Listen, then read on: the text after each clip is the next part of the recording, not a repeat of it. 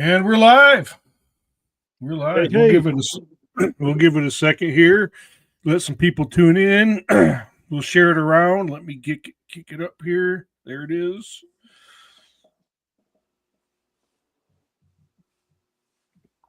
Let's see here. What do I want to do?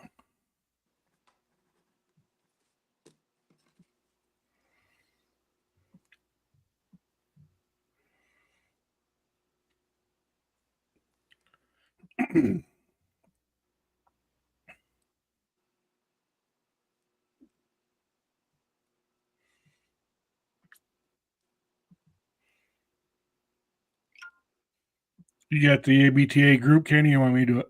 I got it. Okay. Ooh, 10 people. Here we are. Hi, guys. Hold on here. There we go. Here they are. All right.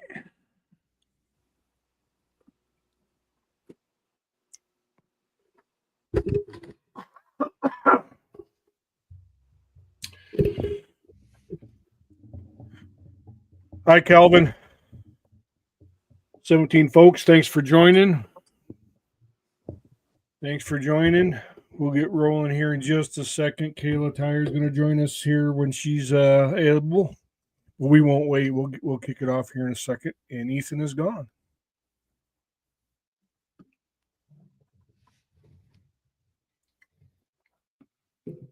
Good evening, Calvin. Back. My fault. You're back, buddy. Yep. Technologically illiterate. Don't feel like the lone stranger, pal. You're taking Ralph's place. Good. Big shoes to fill. It's not hard when it comes to technology. That's too funny. All right. Good Lord. Boy, that's professional. Coughing into the mic. Radio 101, live stream 101. Don't cough into the mic, Berger. Well, hey, let's while we wait for a few more to jump on. 18. Thank you for watching. We'll roll. But so tonight we're going to talk about the Duvall Catahoula event. The ABTA provided the testing for Duvall's. Kenny and Ethan were both there, so we'll get a recap on that. We'll do a look ahead for the forthcoming event this weekend for the Florida Blood Trackers Jamboree and in the concert. Kenzie Wheeler, right, Kenny? Yes. Kenzie Wheeler will be putting on a show there Saturday, I think. We'll talk about that. Kayla will kind of run us through some of that. And then Ethan joined us, a little segment I call Judge's Corner. We'll have lots of Judge's Corners throughout the course of these lives and podcasts. Is Ethan administered his first test at the Catahoula's event, and he tested at the Duvall's event rather. And he was tested himself. He ran one of his clients' dogs. So we'll let Ethan kind of walk us through that. And I was saying before we went hot, I'm particularly interested in all of it. But the Judge's Corner is, the ink is still wet on me signing on to be an apprentice judge in the program, and joined the meeting last night as the judge's prep call for the Florida event. And boy, oh boy, like I told you, Kenny, the more I learn and the more involved I get, the more involved I want to get. That was a lot of fun, man. I'm really looking forward to just engaging more and doing the judging thing, and it's just fun stuff. You guys got some good stuff going, man. I'm just proud to be a part of it. Yeah, I appreciate that, man. It's definitely fun. It's definitely addicting, and it's just awesome. Yeah, it sure is. It sure is. Well, let's start with the Duvall's recap, Kenny. So it was this weekend. Duvall's put on the event in Louisiana.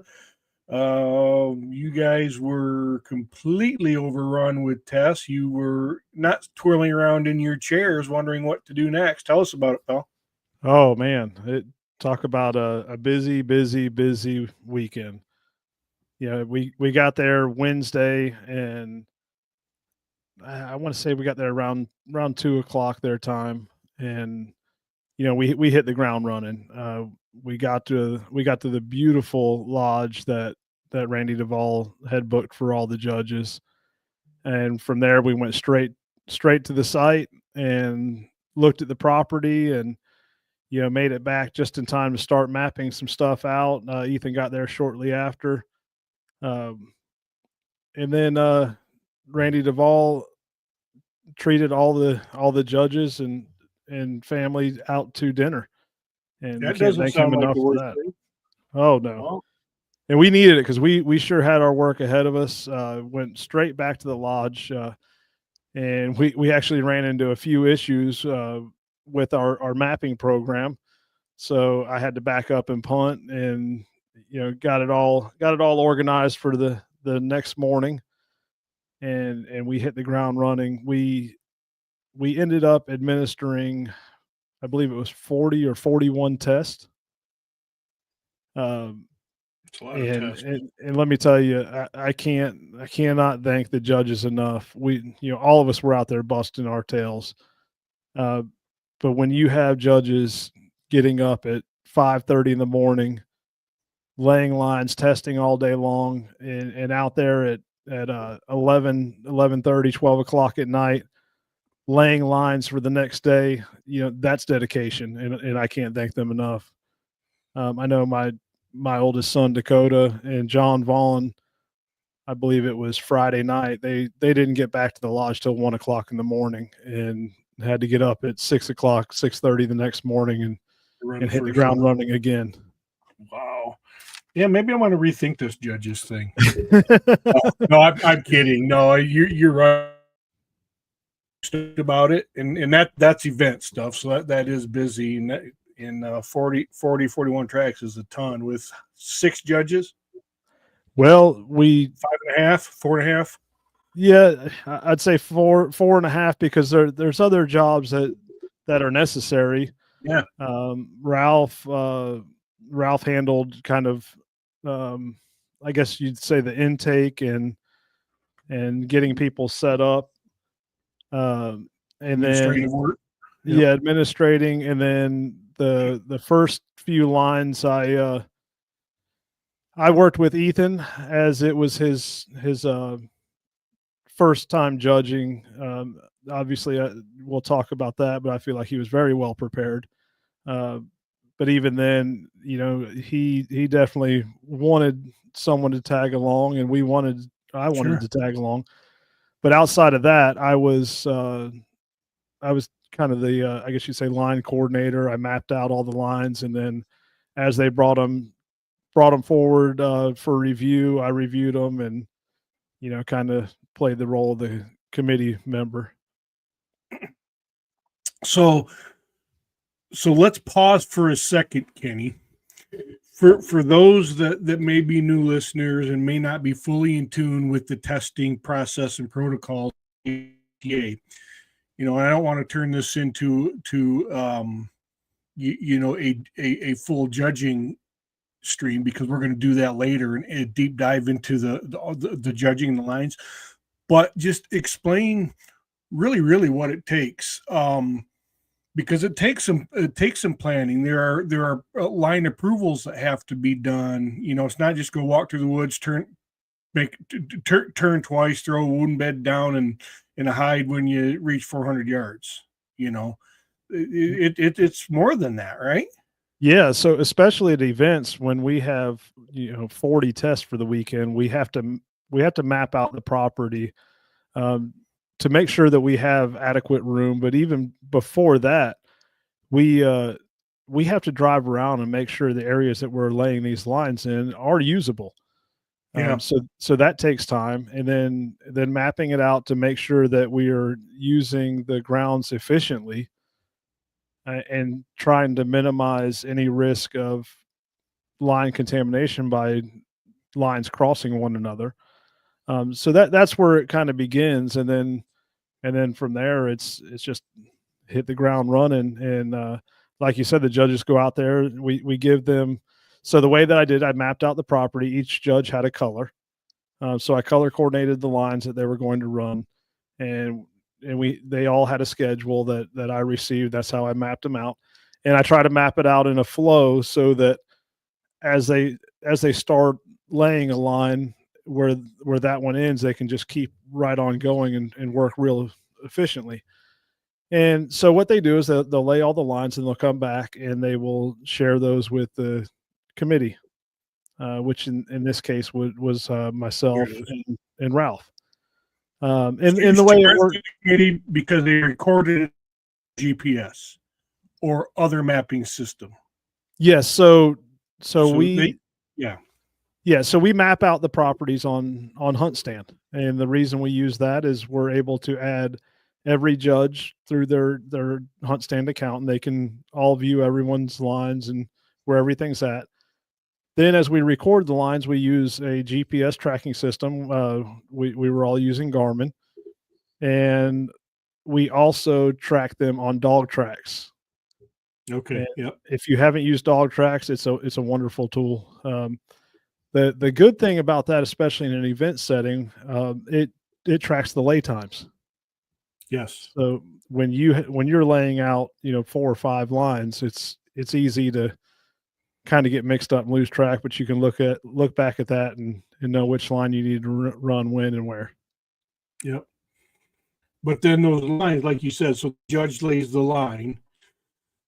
Then they come back to the committee for review for the line to be approved before it is run to make sure Correct. that the line meets the standards. So that's an element. I mean, all of that is a lot of work and a lot of coordination. Like I say, it's not just it's not just each judge out there doing their thing. It's highly coordinated and interactive and always checking against the standard of the test criteria. Correct. Yeah, that's cool. I didn't mean Yeah, to interrupt you. Ethan will share more was on that important. in a little bit. Yeah. Yep. Okay. So go ahead. Yeah, so there was a lot of people who had never tested before. There was some honestly showed up ready to test and didn't even know what the tests were. So we try to walk them through it, give them some pointers, before they get out there.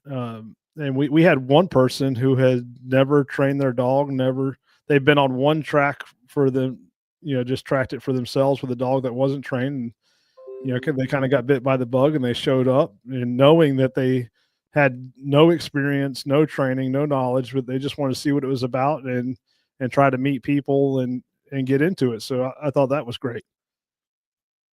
And then Saturday, Duvall had a great turnout for a seminar.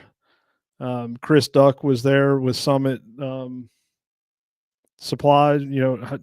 He took more of my money for some Dan's gear. But it was a great weekend as always. Duvall Catahoula's always puts on a great event, and we're very grateful for them. And the food was amazing. Yeah.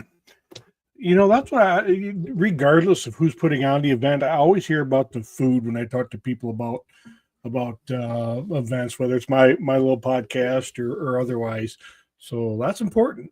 Well, man, let me tell you, we went out to dinner and I cannot remember the name of the restaurant, but it was good. The second night, he got us fried chicken and pizza. And let me tell you, we were all raving about this fried chicken, and we asked where it was from, and it was from the local gas station. And let me tell you, it was absolutely delicious. And then can we pause for a minute and can we all rise and welcome Kayla Tyre to the stream?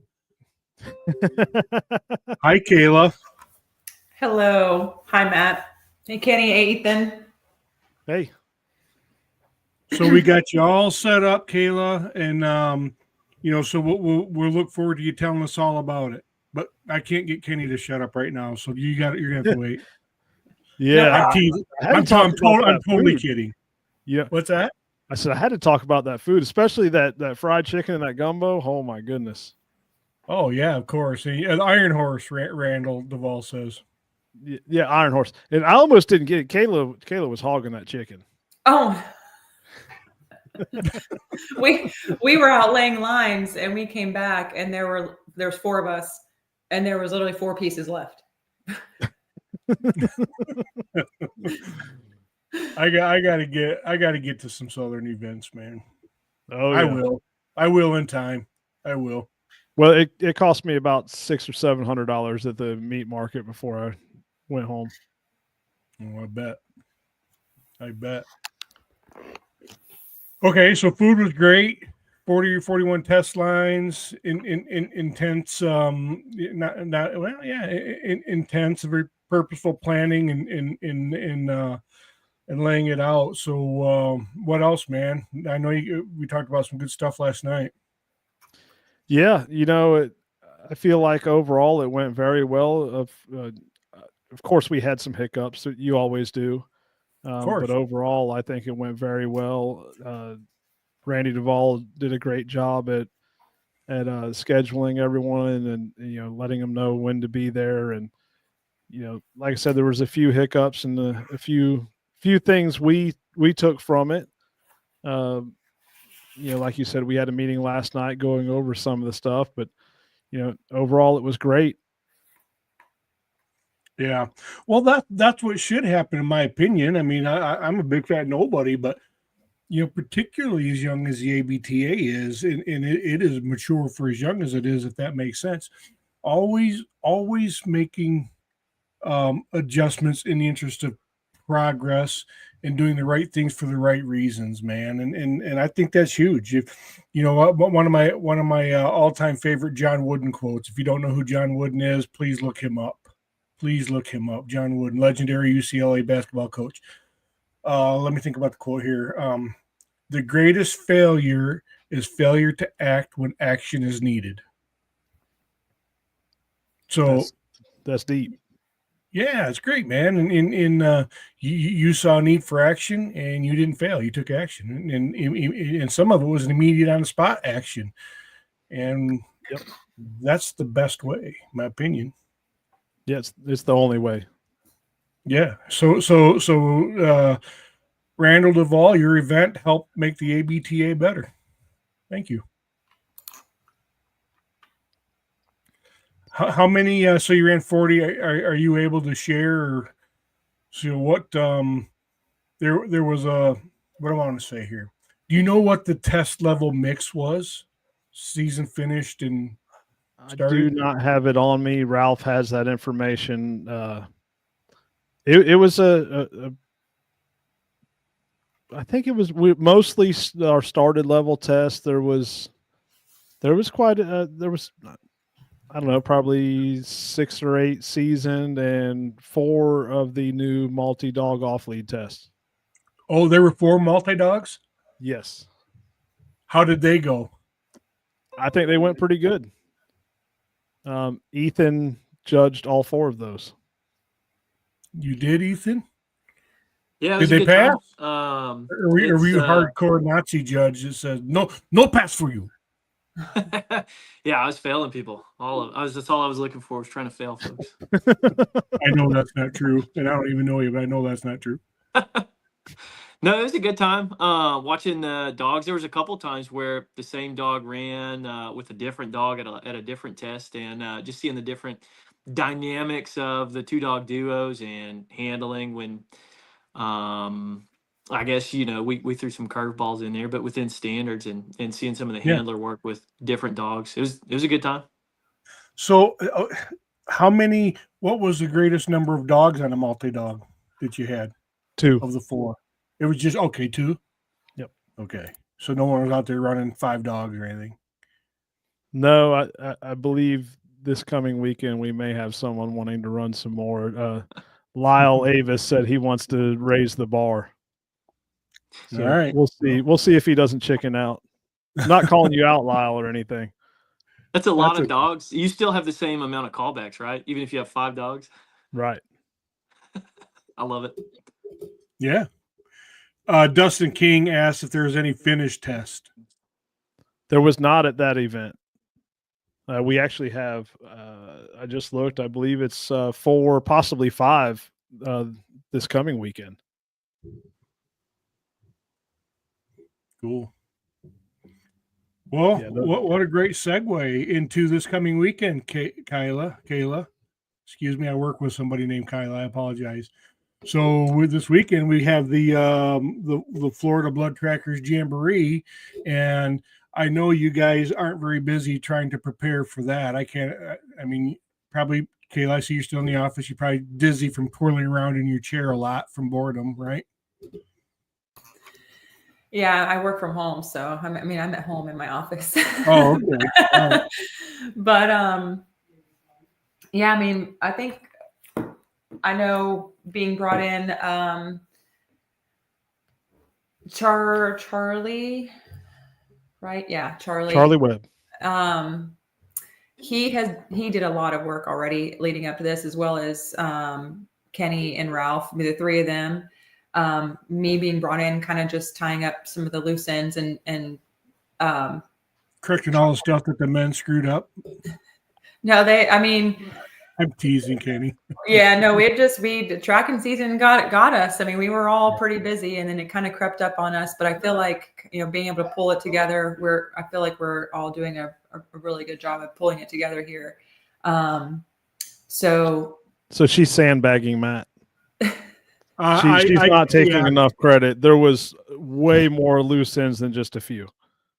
I could tell that from last night's conversation that not that there were loose ends, just that she's more engaged. So let for the viewers that may not know, Kayla is the event coordinator, the ABTA event coordinator, right, Kayla? yes. So we're a number of days away from the Florida event. So you are busy. You are engaged. Yeah, Kenny and Ralph, absolutely. I heard when I was just nothing more than a guy lurking in the comments occasionally for this live stream for a year. They were talking about it for a long time. So yes, they laid the groundwork and with Charlie. But you obviously came in and batting cleanup here. So and I'm sure it was a grand slam that you did. So. What can people expect? Do we know what attendance looks like? Do we know projected attendance and all of the nitty gritty details, seminar lineup, and if I'm putting you on the spot, tell me. So if she's going through that paperwork, I can go ahead and tell you there's a lot more that's been texting me that is not on the paperwork right now. So yeah. The last time Kenny and I talked, I'm sure he has more updated numbers than the last time he and I talked. Yeah. Probably I think they've tripled, actually, because the hype from this past weekend and then everybody talking and getting engaged. I think the last conversation he and I had sounds like they might have tripled. Yes, absolutely. So I expect there to be somewhere around 30 to 40 attendees, and it's looking like we're going to have about 25 to 30 tests. Yeah, no, that's solid numbers, man. I mean, it's not everything is about numbers, but it does speak to the credibility of the organization. People want to be there. People want to test. Absolutely, and it's looking like now there may be 6 finished tests. Yeah, so that's pretty strong. I was just. So Lyle just said, I feel called out. Yeah. So I was going to bring that up. So I was just, before we came on live, I was editing and posting the on Spotify and all the podcasts from last week. I got a little behind on that with the event, but I was also writing the documents for the elite test that we were going to be administering. However, Jason Bell, who was going to take that test, had something come up and he is not going to be able to be there. So we are going to delay it. And one of these people that passes their finish test, we're going to have them run it. They just don't know it yet. I think that's great, and that will be the inaugural run of the elite test, right? The elite test debut, right? Yes. That's awesome. That's the one I'm interested. I mean, that multi-dog. I can't wait to hear some multi-dog stories when Lyle starts running 5 dogs.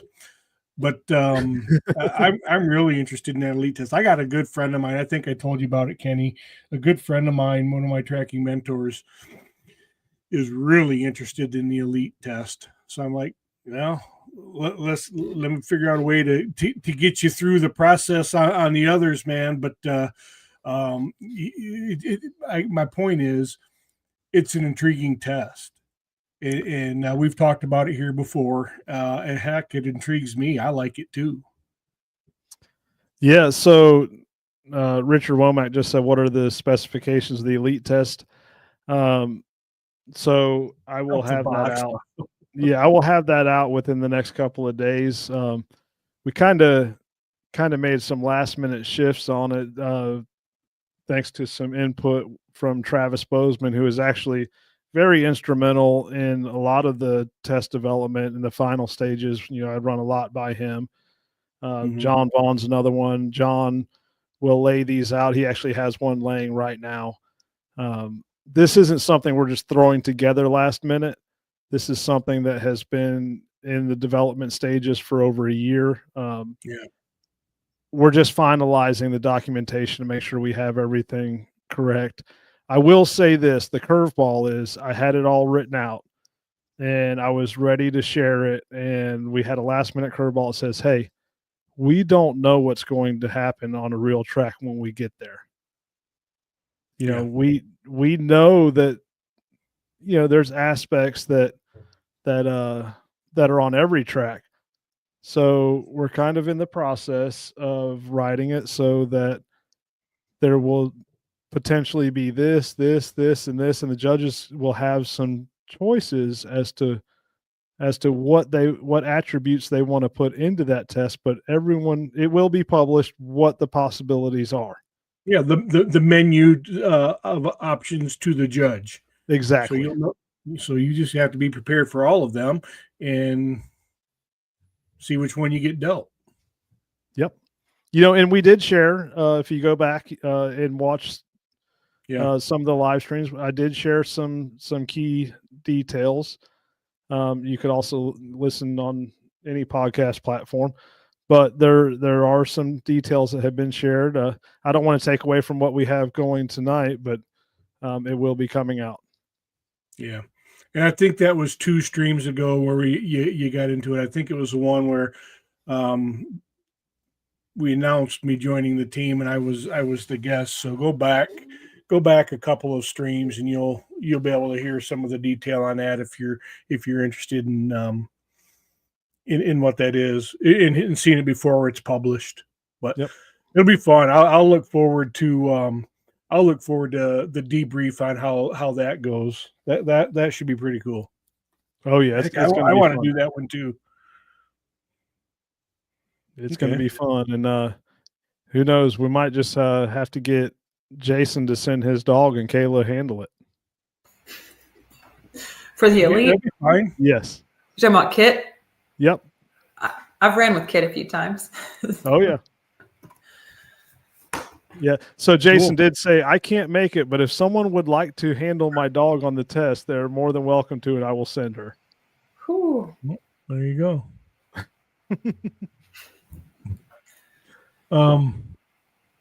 What can those attending expect in terms of seminars in speakers? Okay, so we are going to have Anna, which is part of the Duvall Catahoula's team, is going to be doing some hands-on puppy training.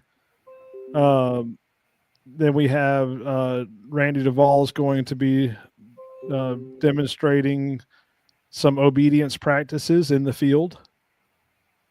Travis Bozeman is going to be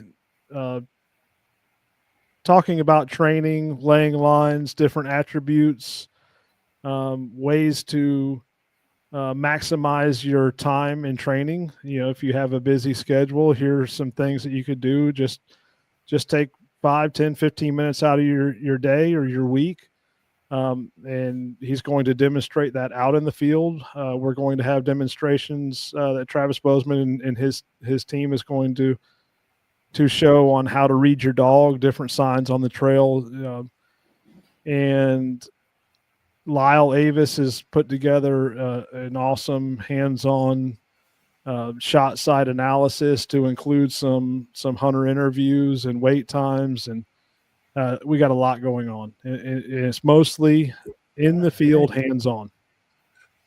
I don't know. I could probably get an Allegiant flight down there pretty dang cheap. God dang it, man! Come on. I would love it. I would love to, man. But I'm going to get all that stuff. I know. Speaking of being too late, is registration still open? You're still accepting registrations if those, somebody still wants to attend? Oh, yeah. You can show up the day of the event if you want. Okay.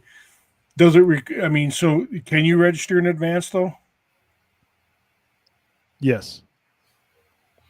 And how do they do it? You go on our website, AmericanBloodTrackers.org. and look up testing / event signups. Yep. It's right there. Punch in the form. Cool. And Kayla, you have lots of people willing to help you with your camper.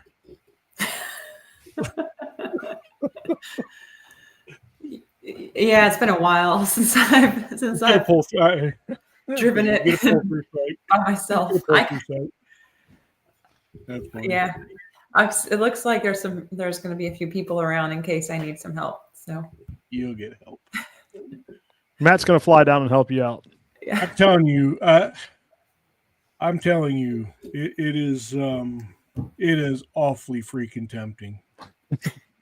It is awfully freaking tempting. Yeah, and I do know how to back a trailer and a camper. So what are the dates? Talk about the dates, the seminars, and the test dates, the seminar dates, and all of that. I'll let you roll with it, Kayla. All right.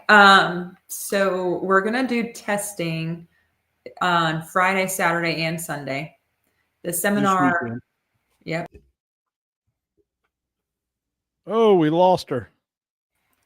That's because I bumped my keyboard on accident. She's back. My fault. Okay, so testing Friday, Saturday, and Sunday. Seminar alone is Saturday. So they'll start at 9 a.m. Arrive early because it's a great time to network with people, meet other handlers. You can talk to some of the people that are going to be presenting as well beforehand and afterward. But I believe we're also going to be giving away raffle tickets for some giveaways. So you want to get there and see what we all have. There will be breakfast. There's going to be a food truck for Saturday and Sunday. Actually, there's going to be a food truck Friday, Saturday, and Sunday for the people that are testing. But Saturday, it's breakfast, lunch, and dinner. So you don't need to bring food. There will be a food truck available for food. And Sunday will just be breakfast and lunch. So if you're testing as well, don't worry about bringing any food on Friday, Saturday, or Sunday. But if you're just coming for the seminar, you're fine with food on Saturday. Do we need to bring a chair?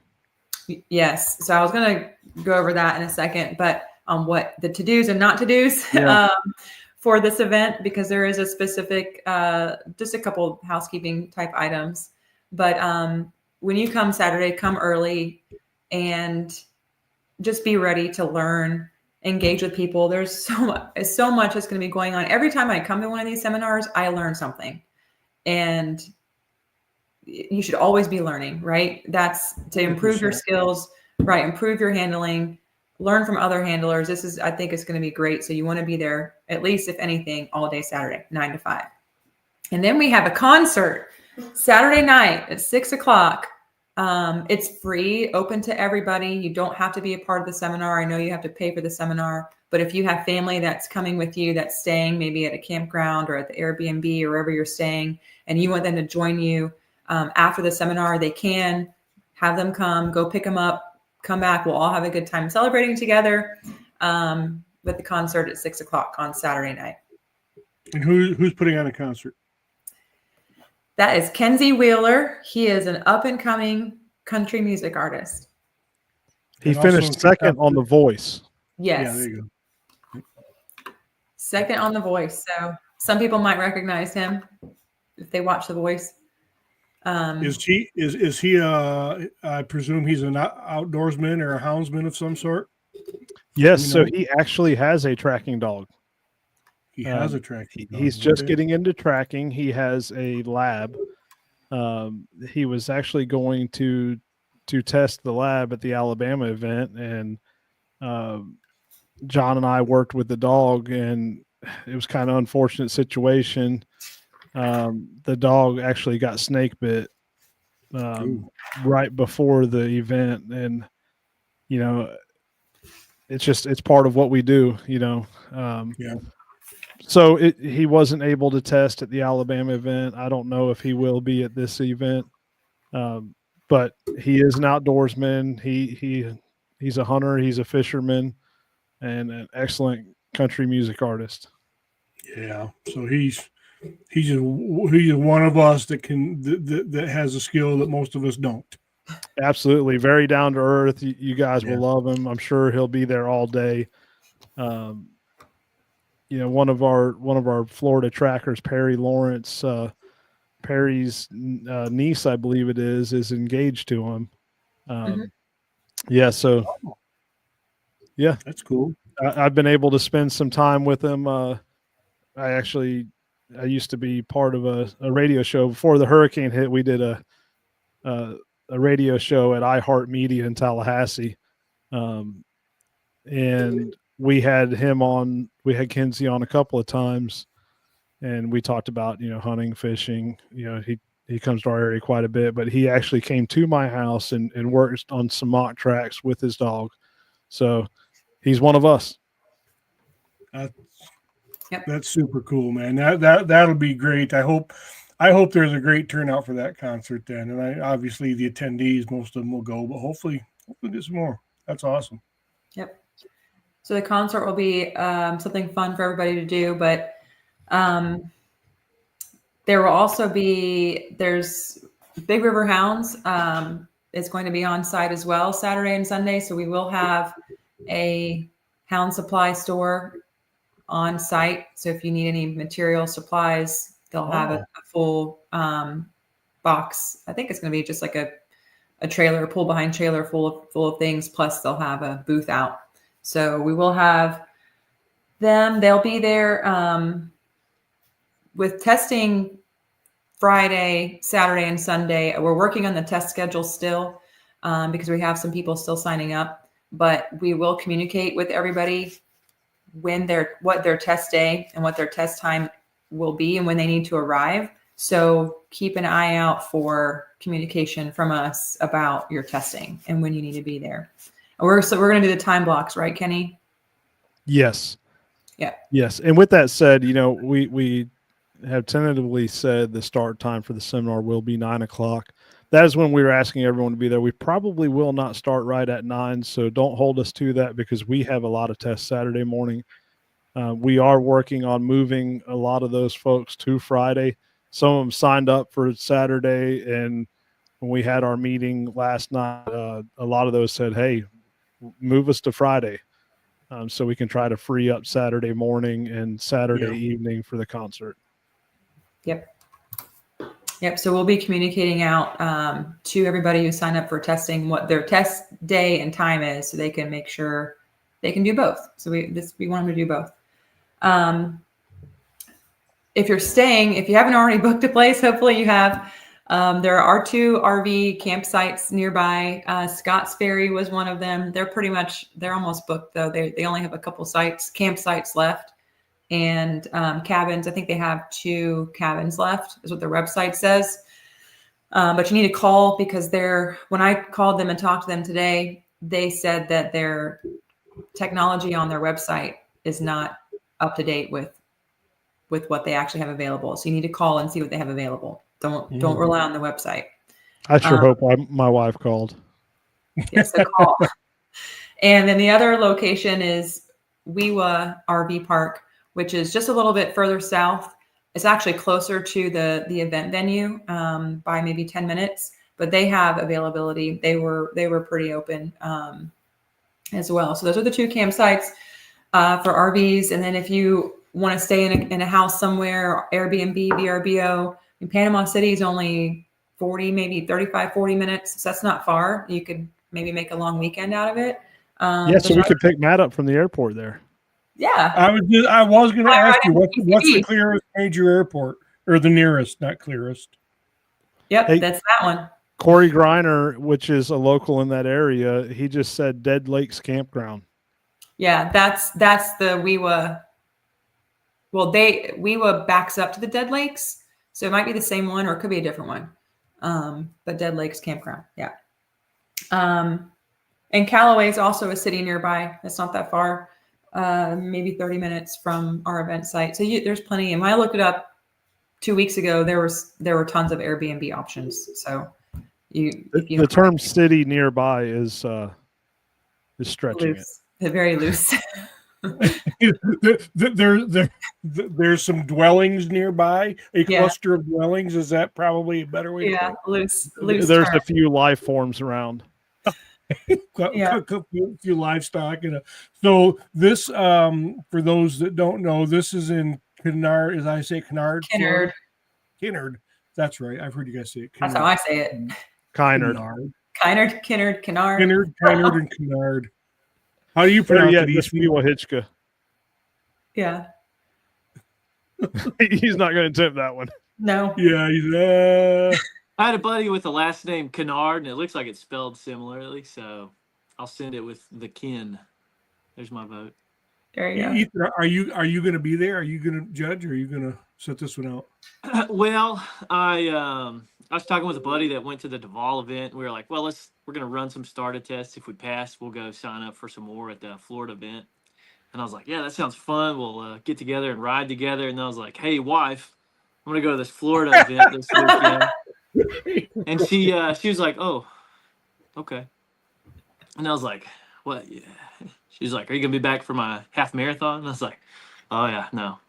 So I can't go to the Florida event. I got to go cheer my wife on from a lawn chair while eating funnel cake while she runs 13 miles or whatever. But I would love to go. It looks like a blast. And I had a lot of fun in this one. And I've already put on my calendar to go to the Iowa and Alabama events thus far. So, oh, man, you're going to have fun at those. Mm-hmm. Yeah. I'm excited. Yeah. Oh, here it is. Corey Griner. It's K-I-Nard. K-I nerd. Kynard. That's not what it says. We're good. Hey, this is the redneck portion of Florida. You get above. Redneck phonetics. I'm just kidding, Corey. I'm sorry. I hope I didn't offend you. I live in this part of Florida, not right there, but so I'm picking on myself too. Yeah. All right, so, Kayla, what else? Yeah, so those are the places to stay. Some of the housekeeping items, which I posted this last night. If you haven't read it already, I'll read it to you because you need to know. You need to bring chairs to sit in. There's no seating. There's no tables. There's no chairs because it's in an outdoor pole barn. So you want to participate in the seminar and don't want to stand for 8 hours, bring a chair. Also have one for the concert. So if you and significant other attend, bring one for your significant other as well. No alcohol on the premise. And this is because the property owners, due to their religion and their requests, they do not want alcohol. So no alcohol. Also, campers are not allowed on site. There are nearby campgrounds, which we just went over. So no campers on site. Told you guys about the food truck Friday, Saturday, Sunday. The Big River Hound Supply that'll be there Saturday and Sunday. The Kenzie Wheeler concert. Told you guys about that. It's supposed to start at 6. Might be a little tentative depending on when we're done, but just expect that in the evening. And there are a lot of fields and these are all planted fields. They harvest, farm on these fields. They've asked that you not drive your trucks across them, to stick to the edges of the fields and the paved roads or the designated roadways on the edge.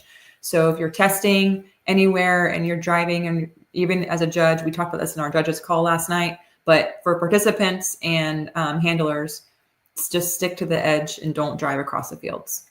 I also put the address of the event location in the same post. And if you didn't look it up, it's 404 Twin Pines Road in Weewahitchka, Florida. I got the zip code wrong. I'm looking at that right now. So I'll update the zip code on the post that I made online, but you can look it up, 404 Twin Pines Road. And that's where the seminar will be held. And the majority of our testing, there is another location for testing if we run out of property at this area, but we'll communicate that on site if we have to go to the other area.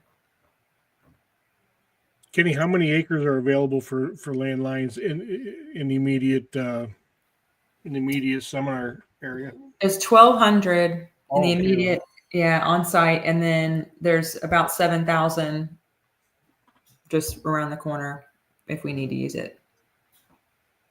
Lots we of might. space.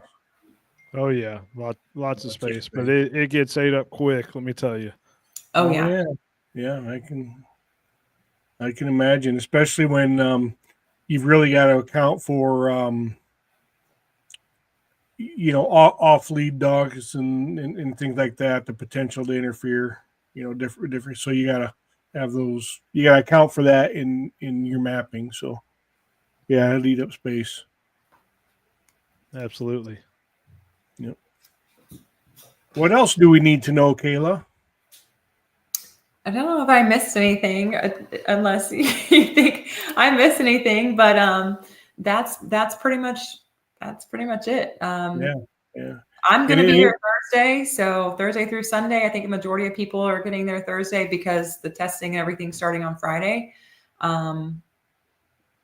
So I'm looking forward to meeting everybody and having a good time. Yeah, it sounds like an absolute ball. I don't see how I could pull that off, but don't think I'm not going to look at flights. I think I'm not going to do that. I'll send them to you. It's very unlikely to happen. Very unlikely. Uh-oh. Why is Chris Johnson calling me? Cool. Yeah. All right. Yeah, so a lot of exciting stuff. Actually, I am not going to be there every day. This is the first event that I'm not going to be there every day. But we have a strong team, so I'm not concerned. Oh yeah. No, yeah.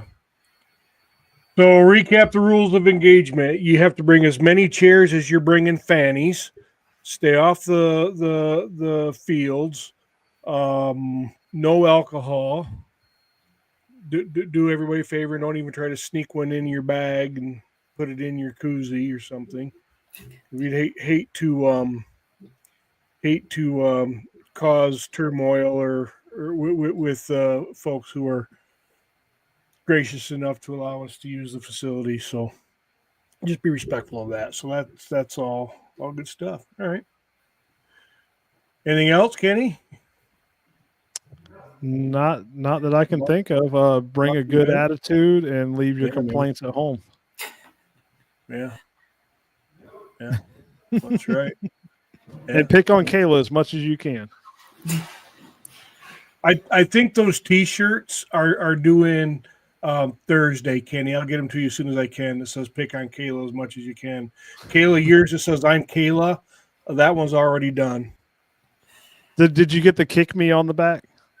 Oh yeah. We talked about it. I had to pay extra for it, but we got it. Yeah. Alan Barrett says no alcohol is also implied that no drugs. Yeah, that too. Didn't think you'd have to say that, but I guess you do. Yeah, well, it's worth repeating. And I do want to say, Kayla, I for one appreciate everything you've done. Oh, sure, man. I know. I got to make up for picking on her so bad this past weekend. Like when you're a minority amongst all the men, you get used to it. We all give each other a hard time, but we also have each other's backs too. That's what I love about it. Oh, absolutely. You probably noticed, Kayla, I'm a little bit of a wise guy, or perhaps a lot of a wise guy. I just love that kind of fun banter. Sometimes I'm not. I just get that label. You not? Yeah. Yeah. Yeah, Randy's got Sometimes my wise guyism falls a little flat, but it's just who I am, man. It's not going to change. 53 years, it hasn't changed. It's not going to start now. So I have one question before I start bombarding Ethan with all my new judge-related questions. Kaylee, you were the judge on that sweet little girl that Kenny. I think Kenny posted the reel. Somebody posted the video of her doing the interview. Oh yeah. Yes. That I don't know why. I absolutely loved that video. But you should have seen her on the track. Kenny got to watch. She was a sharp cookie. So I think, yeah. So do you happen to have her parents' contact info? And the reason I ask, maybe they're listening, I think it would be awesome to do a podcast with her. Yeah, I do. I just I don't know why. She just seems so confident and so large and in charge for a 9-year-old kid or however old she was. I don't know. And I saw a 30-second video. I liked it. It was a great video. And I love the fact that the kids are doing it. And I don't even care if she passed or failed. I'm not even going to ask that because it doesn't matter. The fact that she just had this command about her, was very confident. It was engaging in dog handling and had no fear in testing. I was scared to death to test for my level 2. And I'm like, oh, and I got over that, but that was awesome to see that kid. So I'll send you a note. And let me tell you what, we got to watch her really develop a lot just on that test line. Yep. And that's what it's about, man. Yeah. I'll just go ahead and put it out there. It started off a little rocky. And in fact, her father decided to hang back at the truck and she had recalled the dog with the tone. And the dog, that particular dog, was normally handled by her father. So the dog wanted to return back to the truck. So he's like, I'm gonna drive down the road. And she got a little shook up at first, and then, once she worked past that, in the opening interview, Kayla said, well, I'm colorblind. I couldn't find blood. I saw that. That was awesome. So I got to share this. Yeah. She just like anyone would ask a hunter, hey, if you see any blood, let me know. Well, yeah. Kayla pointed out that, here's some blood. She turns around and says, well, I thought you said you were colorblind. She didn't forget the details. Oh no. Yeah. she had some gravitas about her, didn't she? Oh yeah. I thought it was funny. I don't know who she pointed at, if it was you, Kenny, or what, but Kayla, on that video, that's what you posted that video. And she says, okay, now you watch for blood, very much in command. I was just so impressed by it. And you said, no, I'm colorblind. And she looked at you, whoever was next to behind you, then you look for blood. I'm like, you go, girl. You get him, kiddo. Yeah. Do you remember her name? Let's credit her name. Do you remember her name? I do. Her name is Gia. What was it? Gia. Okay, Gia. If you're listening, great job, kiddo. I really enjoyed that. Yep. I actually got to test 3 kids this past weekend. And when I tested last year for the first time, I was nervous. Like I had, a lump in my throat. My heart rate was going crazy. Kenny was on that test with me, the first one, and then Coda, I failed it. And then Coda did was my second judge, and we passed it. But I'm a grown woman, and I can't. These kids are brave and confident, and I learned from the kids. as well. Just seeing how they handled themselves, the dogs kept their cool. I knew they were nervous, and I try to talk to them like, hey, it's okay. I'm your friend. I want you to pass this test.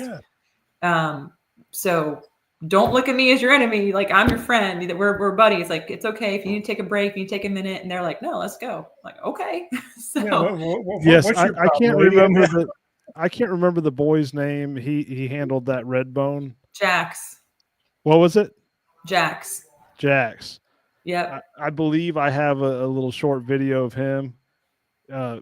Awesome handler, awesome dog, just overall really, really great handling and dog work. I Throw a enjoyed reel out there if I you got a enjoyed the video. kids. Yeah. I just love seeing those kids do that, man. If you got some good video, Kenny, if it's appropriate, share it, man. I'd love to see it. Yeah, I will. I wanted to get more, but as you can imagine, with 40 something tests, it didn't happen. You know. Well, Kenny, you can make an excuse or you can find a way. It's up to you, buddy. Oh yeah, I found a way to get some short clips. And I have a few too. I actually uploaded them in our ABTA drive, so we all have access to them. All the stuff, all the content I have. So you guys will get all that. You can share. Yep. And I will say probably after Ethan can probably attest. After all the 3 days of laying, and I'm not whining, I'm not complaining, but we were tired. We were worn out. And to go back to the seminar and see Randy and see the kids, what made my day and the whole trip worth it was Gia was looking for me. And when she saw me, she came up and gave me a big hug. And that was it for me. It made the whole all 3 days worth it. All the being tired and waking up early and staying up late and hashing through all the lines and, walking, I don't even know how many thousands of feet, falling, eating it. Kenny saw me eat it once. That's only one. I ate it more than that, but it was very graceful. A very graceful tumble. You just gotta take it. You just gotta let it happen. But going back to that seminar and seeing the kids and getting hugs from them was awesome. So. See, and that's what it's about, man. And it just goes back to that mission, just building that relationship, building that connection, fostering good spirit. I don't know, man. I just love it. I just love it. And I got to test Gia last year. She was handling a new dog. I'm just going to give a little bit of background. She lost a dog. Now she's lost a couple of dogs tragically. And she was testing this past weekend with a dog that she normally does not handle as much as she would her own. And she made the best of it, and she didn't let it hold her back. So, yeah. Well, that's great. I don't know. That's why I enjoyed coaching so much. When you build those connections with kids, you see them develop, and it's just I'm just a sucker for it, man. I just absolutely love it. That's awesome. That's awesome. You want to do a few questions and comments before we dive in? So before we switch gears over to Ethan, sure. Yeah. Let's look here. A lot of hellos. Wesley Bivens, thank you for mentioning the Dog Tracks app. Looks like it will help a lot while I'm training. Yeah. Dog Tracks is cool. I got to tell you, it took me a little bit to get because I used Onyx. When I went to Dog Tracks, and this is a me problem, not a Dog Tracks problem, but once I got it figured out, Dog Tracks is sweet. Just those overlays, the lay times are right there. It takes all of the mystery out of it. I like it a lot. Yeah, and I do want to give a bit of advice when you start using it, because it does use a cell tower network, which I don't know if you know anything about it, but it triangulates. So once you start it, keep moving. It will count up yardage as you're standing still. So that's something you want to be mindful of. I know us judges, as we go through our training, we talk about this. We typically choose to use our Garmin for a more accurate distance especially if you're having to stop and lay out attributes such as wound beds, different scent challenges, stuff like that. Dog tracks will tack on a few more yards. That's just something to be mindful of, but it's not that big of a deal at a at-home training session when we're trying to be consistent and accurate with our test lines. That's something that we have to look out for. I don't think the average user will need to be concerned about that. Yeah. Yep. But definitely practice with it though and get used to it. I had to walk around my backyard to try to, I couldn't get the darn thing to lay the dog track over the line. And it was a me problem. I can't remember what I was doing or not doing, but I figured it out and it's great. I like it a and if lot. you do have any problems, if you email them, now he is in a different country, so it may take a little bit to get back. Yeah. But he is super responsive and will help in any way that you need it. Yep. That's cool. Good. We can't let this one go by when we're Randall Duvall giving shout outs to the hard work of the ABTA crew at his event. So early on, Dakota definitely stepped it up. Thankful for him. That's cool. Another shout out. Appreciate all y'all's hard work. Dustin King says laying tracks is work. Yep. It sure is. It is for just practice lines too. Oh yeah. Just Brody Knott says your judge also may lay a track later than supposed to. So yeah. What's the story? John Vaughn, I don't know. He had a moment. He had a blonde moment. No offense, Kayla. But yeah, I mean, how could you possibly be offended by that, Kayla? Hey, I got blonde hair, so I can say it. Okay.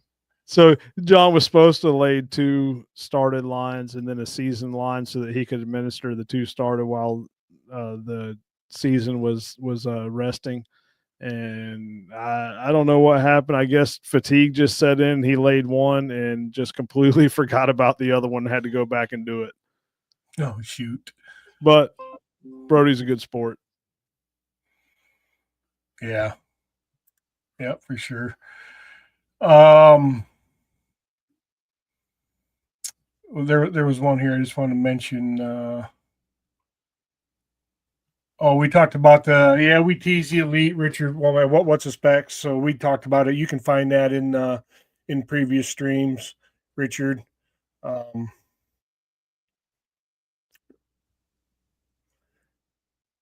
I'll take Randy Duvall says he'll take Jason's dog any day when we were talking about someone running Jason's dog. So apparently it's a good dog. Oh yeah. Ryan Haley, any update on a possible Tennessee-Kentucky event happening? I need to get with Stacy Frost about that. We need to make something happen. So not to let the cat out of the bag and put Ethan on the spot, but we do have an Arkansas event coming up next year. Raise the roof, Ethan says. Okay. Yeah. And I'm pestering you guys for one too. There's my shameless plug. Oh yeah.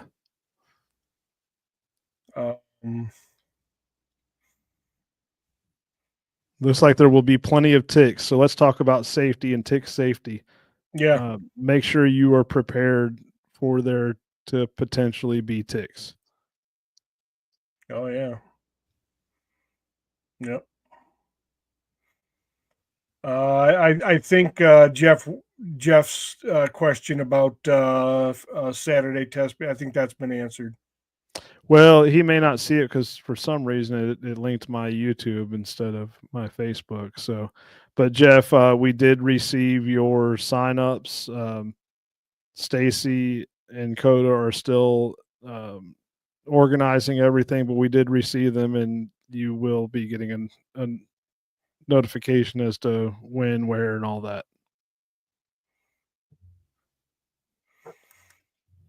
Cool. Michael Beck says, hopefully the almost 100,000 acres are enough in PA. I don't know.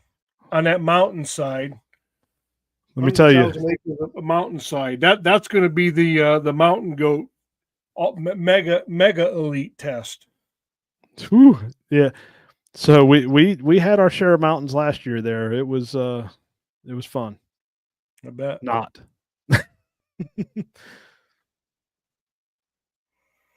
All right. Kayla, Tracy says, I'm just glad Kayla's taking the heat off me.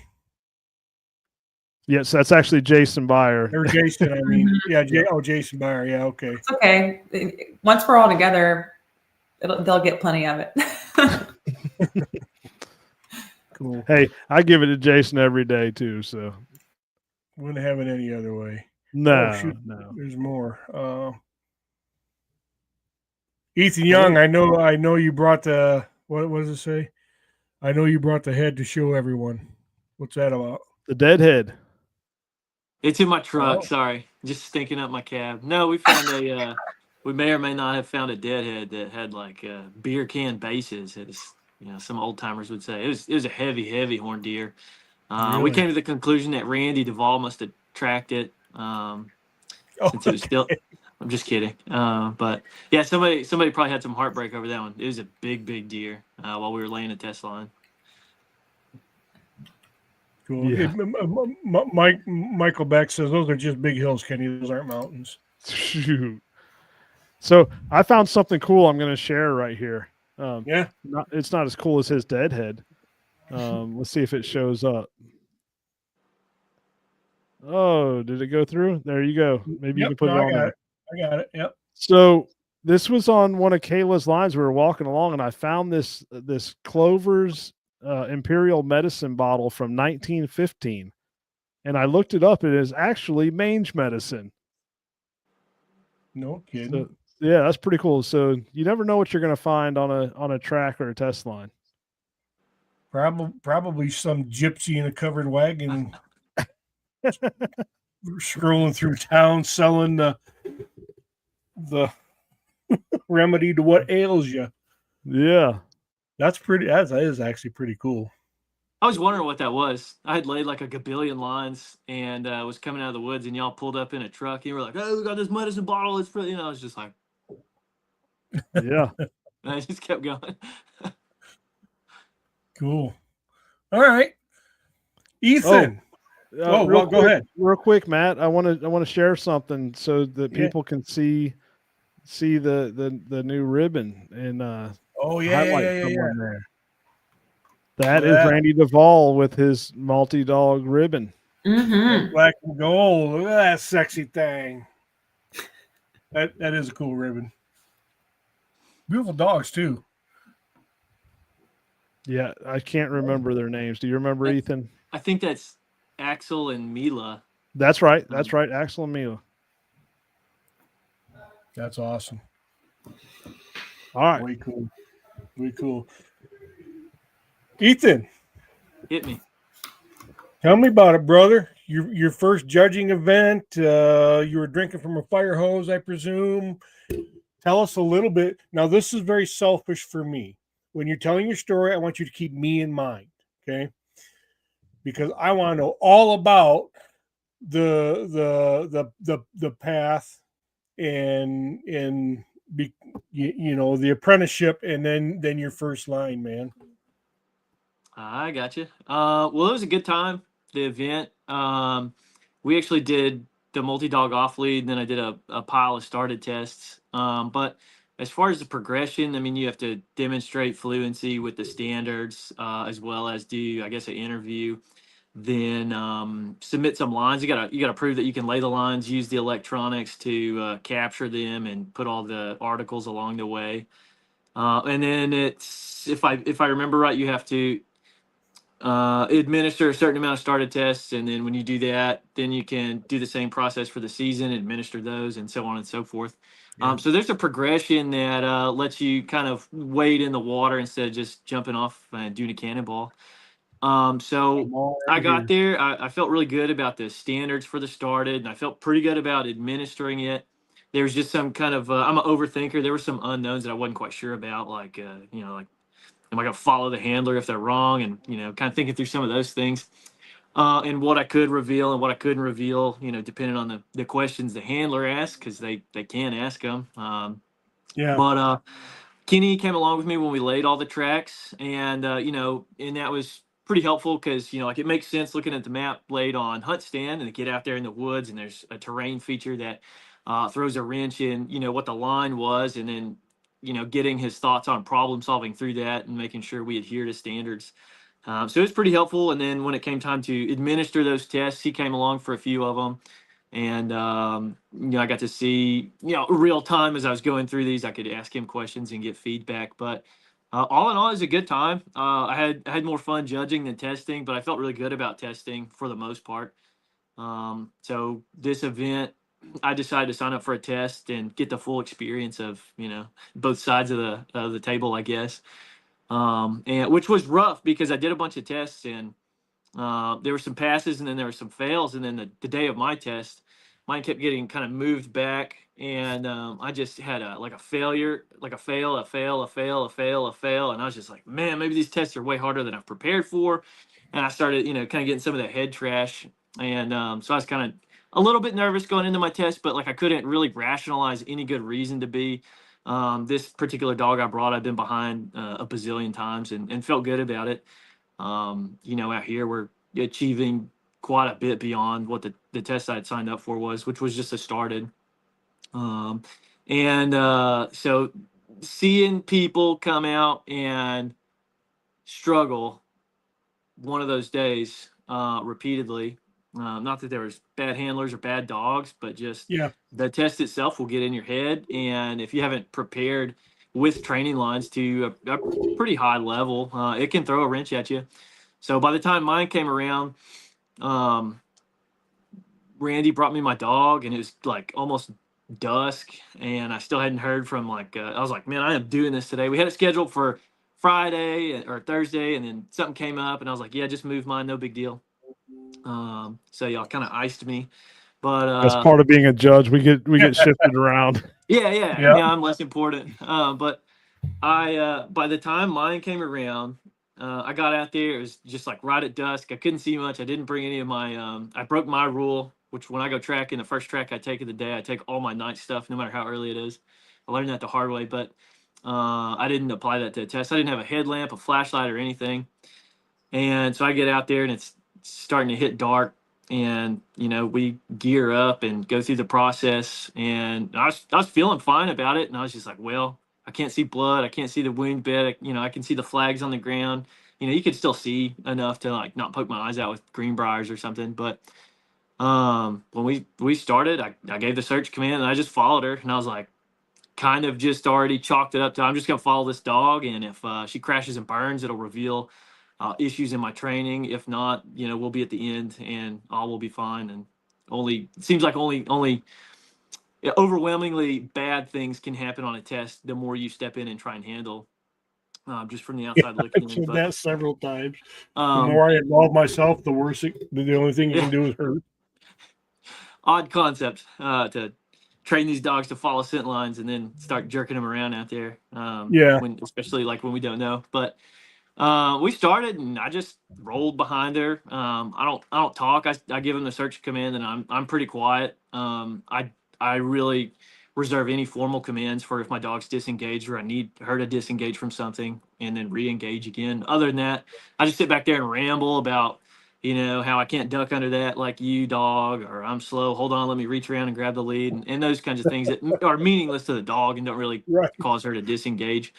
And we were just strolling along, and I was, I'm like, well, I haven't got a call back, so I must be right. Well, I haven't got a call back, and we go for 16 or 17 minutes, and we covered some grounds. I could recognize we had hit what seemed like two of our 90s. I think she shortcutted one a little bit, so I wasn't quite sure. And there was some zigging and zagging, but we're just strolling along, and we hit this area, and then my dog clearly goes from like a trailing to a searching through behavior, or some kind of like winding, like in a tight area, not like at a distance or getting high arousal levels or anything. So I'm like, okay, there's not like a rabbit in here or a covey of quail getting flushed up. Like she stayed in the same mental state and just kind of changed from following, low to the ground scent to some kind of scent puzzle, it seemed like.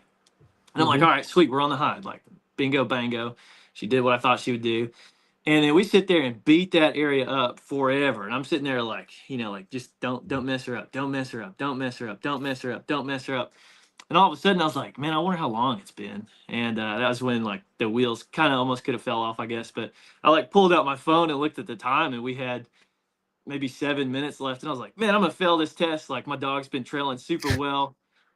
She knows what she's doing. I've been preparing all these lines, and we're training way beyond what I thought it was, but I had not ever once really paid attention to time. I just stand back and let the dogs work. And I was like, well, man, we got to get through this. But 7 minutes is a long time when, something's sorted out. They can cover some ground. So I just kind of kept letting her.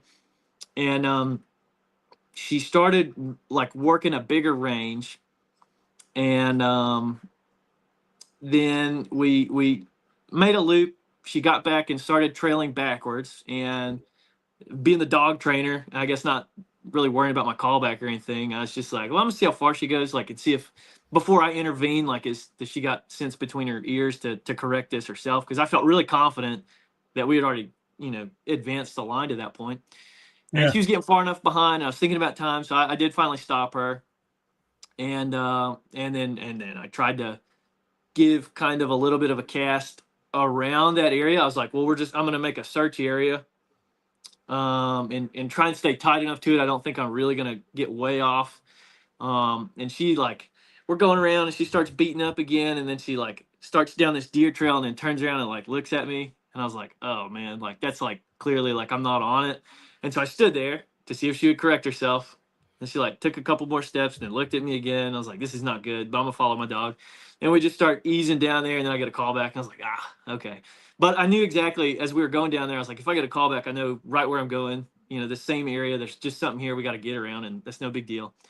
And we get the call back, bring her right over there. And as we're doing that, she kind of goes around me and the judge, and we beat that up for just a couple more minutes, and she gets through it. So like during that, we didn't have our forward progression call back. We just got the range call back.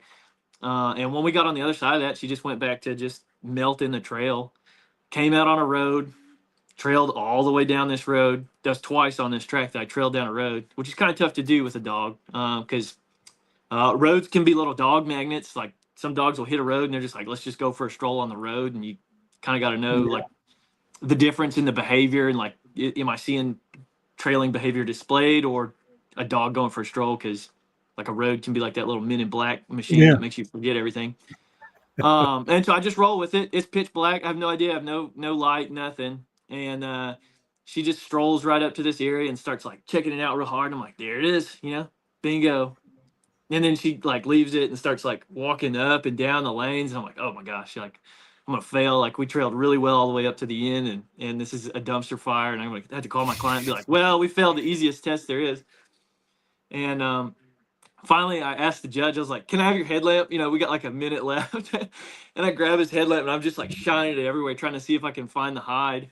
And I couldn't. And while I was doing that and looking frantically and kind of watching the time, and like Lulu's trailing, I got her on the lead, but I'm just like, I'm not following her at all. I'm looking for the hide because like surely we're on it. He slips over there and looks, and I guess the hide was right where she went and stopped for a minute, but some critter had stole it, at some point. And he let me know that, and he let me know that while letting me bounce around the trail for 2 or 3 minutes before that. So it was pretty stressful right at the end. I mean, we probably blows. We went, I don't know, 80% of the way, just super confident. I mean, I could tell when she would like get off, self-correct. None of that was an issue. I was like, man, just like in training. And then we got there, and the time started creeping up my back, and then it was just wild. But it was a good time. I was pretty proud of her. We had an extra hide we could throw her and let her party. But it was fun to do it with no headlamp, just holding on to the string and ducking under limbs and seeing what happens. So what he doesn't know, Matt, is I haven't shared this with him yet. I was saving it for tonight. Okay. So my son was his judge. All right. And, my son says, when he got out there, I had already mapped the line out. He got out there and he says, "Dad, did you know that this is going down the road?" I said, "Absolutely. That's why I mapped it the way I did." He said, "Okay." He said, "I would like to add a little more challenge to this." I said, "Okay, so what are you thinking?" He says, "I want to kind of do slight weaves in and out of the woods along this road." I said, "Okay, that's fine. It's within the parameters as long as it's not a 90-degree turn, Yeah. and just do some subtle weaves." I said, "Cool." So what Ethan doesn't know is about the point where he, you know, had a moment, I guess you'd say, or the dog had a moment. And I think I still have the video. There was three or four deer came out right there and just started mingling around right on the trail. Of And course.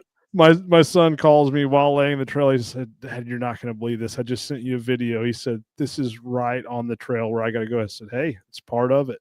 Let Keep her going." rip. Yeah. Yeah. Wow. So you kind of got double hosed, Ethan. So I have two questions for you, Ethan. One, how old was the dog you tested? Right at 8 months, somewhere in that neck of the woods. So So less than a year. So yeah. and this was a started level test. So you tested an 8-month-old pup on a line that had no prize at the end and had been stampeded by a herd of deer, and you passed. Well done, man. Appreciate it. Well done. So from a judging perspective, so I'm looking at all this. Did your test experience trigger anything for you from a judge's perspective? Am I making sense? Am I framing my question right? So my testing experience reframe my perspective as a Not judge. necessarily reframe, but did it have any impact on the on the way you may approach your lines or anything like that, or it might Um, administer a test?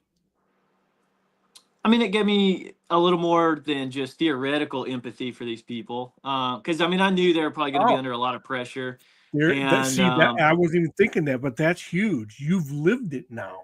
yeah, going through it that time, the one test I did, that experience of like the time going a whole lot faster than it feels because I was just in the zone, just fish on, just following my dog, Fish on. I reaching use around that same trees and just phrase. Yep. yeah, and that was the kind of the point where my mind started thinking, which is dangerous. And it gets really tempting, especially if you're holding on to a dog, to start trying to influence it. But Mm-hmm. I, I don't know that it. I don't know that it impacted it too much. I had already run a bunch of tests and seen just consistently a lot of the same things over and over again. I will say, and the judges heard me say this a bunch. I was like, man, like I'm pretty nervous about this test somewhat, but I've already surrendered to the idea that I'm just gonna let her rip, and if we fail, we fail miserably, whatever.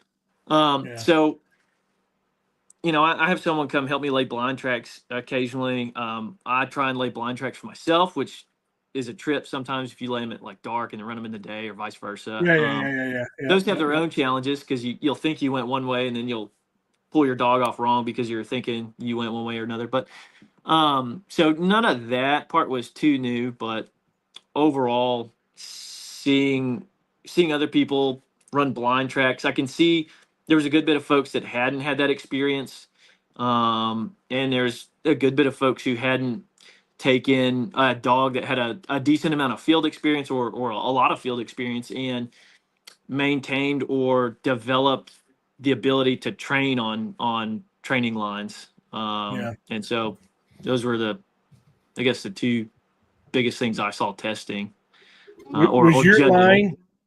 Oh, I'm sorry, Ethan. I didn't mean to interrupt you, buddy. No worries. Was your test line? Did it lay overnight, No, or was it wasn't no, overnight?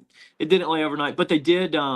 there's a few variations, or I guess just a couple that you can do and be a started line. And something that they did was like during, I have access to the hunt stand, and we're just piling up lines and stuff, and pretty much everybody was laying the same shape started line. And one thing they did was change the shape on me, which, I was just gonna follow a dog, whatever it did, and Yeah. so be it. But and as soon as I got like started pointing out of the second 90, I realized they had like made me a different shape to probably mess with me. But that was kind of a little curveball. It was fun, but Yeah, Yeah, we well, couldn't give it away. that's probably I didn't say appropriate. nothing. Being an insider and kind of knowing the trade secrets, gotta keep you on your toes a little bit. So what the heck was I had another question for you. What the heck was it? I don't remember. So some critter ran off with your hide. It appeared that way. Unfortunately, that does happen. I've had it happen many times over the years. Even no matter what you tie it up with, it can happen. Yeah, And and that's keep in exactly what I mind- was thinking. I'm like, well, maybe I wonder if I stake the hide down, so to speak. But Yeah, it doesn't matter. typically they're not Sometimes out there that long happens. anyway. Now, keep in mind, a started test is a lay time of a minimum Yeah. of 2 hours, a maximum of 6 hours. So that happened quickly. Yes. You know, Yeah, those lines were pretty stinky by the time Ethan tested. They were pretty smelly. I bet they were. Hold on, it's coming to me, Ethan. So, Ethan, after administer, how many tests did you actually administer there? Say that again. I apologize. How many tests did you administer? See, 4 multi-dog, then 5, then A lot. 3. So 9. No, I can't do math. 12, I think. No, someone okay. bailed. Someone didn't show up for the last one. So 11, I think. Yep, 11. Yeah. You laid 12, but you administered 11. Okay. Administered 11, and this event was your first time administering tests, correct? Yeah. I've been a judge for a year, and I didn't have any calendar availability to go to any events, and nobody signed up for private testing, so I had to like brush up on all the stuff before I came. No, but that's cool. So here's my question for you: what are your biggest takeaways from a judging perspective after your first event, or administering your first your crash course? And I'm not, you're a judge for a year, you don't run any tests, and all of a sudden in 2 days you're on 11. I mean, that's packing them in. So was there a couple of moments for you and Kenny? You be thinking about this too, because I want you to say, as the observer and the mentor to Ethan, I want to know what your observations were. Oh yeah, I've already been waiting. Yeah. But Patiently. any big takeaways for it? And it's not a challenge. I just always like to, again, very personally and selfishly for me, I want to pick your brain because I'm anxious to get into the process and start shadowing some folks and working it out and eventually laying some lines myself. So was there any eureka moments or like, hey man, I got to remember, or I didn't think about that? And if not, that's okay. I mean, I'm just curious. I'd say mostly just, you have a clear set of standards, and obviously the environment dictates what you're going to encounter when you're laying as well as administering.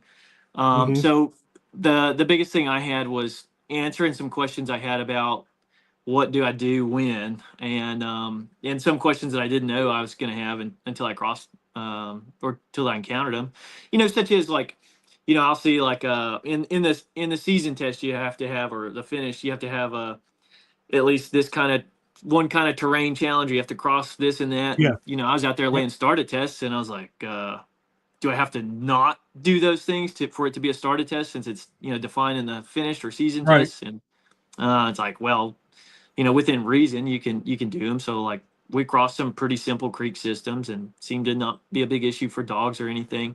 Yeah. And again, just what's the vegetation or terrain like, as far as relative to at least the overhead view of these lines we map out, and then getting out there on the ground and making adjustments on the fly, and making sure we're paying attention to the yardage as we go, and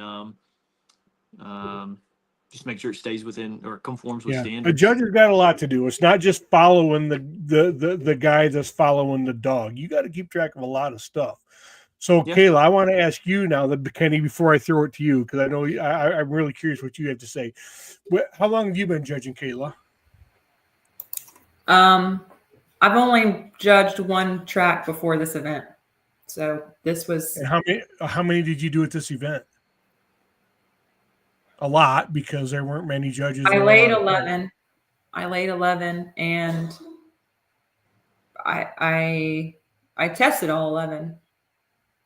See, I'm so excited about this. So how about I'll ask you the same thing, so you were, slightly more experienced than Ethan in actually administering, because you did one. Did you have any, hey, I need to, or hey, hey, judges, be thinking about this kind of moment if you're new? Did you have any of those moments? And again, no is a complete sentence, by the way. Well, I had an apprentice with me on the first day, lay 4 lines with me. So in the moment while I was laying the lines, I was communicating with that person on what I was doing, my thought process on why I was doing certain things. So it would just help them when they're out there laying their lines. And I mean, Ethan pretty much hit a lot of the stuff that we talked about. I mean, like we said, terrain. Sometimes you don't come across when you're laying the line and mapping it out overhead on the dog track app or on the hunt stand app. You don't know what's there until you come across it on the actual, in the woods. So we had to improvise a little bit, but with it staying within parameters to meet the criteria of the test, which is fine. I mean, maybe my 90 was 30 yards longer because I couldn't do the 90 where it said, because there were trees down and I had little creek systems like Ethan said, but we weren't actually walking in water. We just would walk across the creek. Or if I had to go 30 yards further for my 90, then that meant I had to cut my next line 30 yards shorter to stay within the 400 to 500 yard map that we had drawn out. So as long as I stayed within, other than that, it was very windy. You have to take that into consideration. Oh yeah. The first day was stupid. Like, I mean, it was bad. The wind, there were dogs winding the hides because the wind was so bad. And you have to also take into consideration how you're laying the line so the dog doesn't wind it the direction you start versus where you're ending. You need to do the opposite if that's the direction the wind's coming. So that's all the factors. Every situation could be different. You just got to think about in your situation, in your scenario, you have to think about that. That's an interesting point. So Kenny, Kayla's point is fantastic, because I've heard scenarios of someone failing a test because of the air scented the hide and didn't track to it. The air scented it simply because of the way the track was laid in relationship to the wind direction. So you've mapped out the line, but then does the judge then have the discretion when they get on site and they do a wind check and say, hey man, if I run it the way it's mapped out, they're going to air scent it. I need to start it to finish. Does the design finish go the other way? Does the judge have that latitude? Oh, absolutely. The judge can change it completely. We're just kind of mapping it's a it guideline, out. Huh? Yeah, it's just a guide to help out. And in this case, I actually mapped everything out, the start and end, and took into equation the wind forecast. However, when you start having different terrain changes, it creates swirls. Air moves, you bet. And that's what ended up happening on Kayla's test. And, Kayla made the right call. We don't consider that a fail. We give them the option to retest, but afterwards I told Kayla, I said, hey, we have ran into this before. It's going to happen. It's going to happen again. And I coached her through it. I said, hey, one thing we've done in the past is if that happens, let's try to get that dog recalled as quickly as possible. And sometimes they get locked in and they get to the end. And what we have done in the past is recall that dog and put it back on the line and try to get the dog to trail it out. That is the first move. Sure. Let's not penalize the team for that happening because it was beyond anyone's control at that point. So let's try to reattach that dog to the line and see if it can trail it out. And most of the time they do. There are times where they just get locked in. Hey, I found it. I'm excited. Hey, I'm just going to keep going that way. And then we lay another line and we retest them. Yeah. Well, that's cool. Yeah. So share your thoughts based on my thought-provoking questions of Kayla and Ethan. Okay, so Danny? I'm going to start with Kayla because Kayla had been a judge a little bit longer.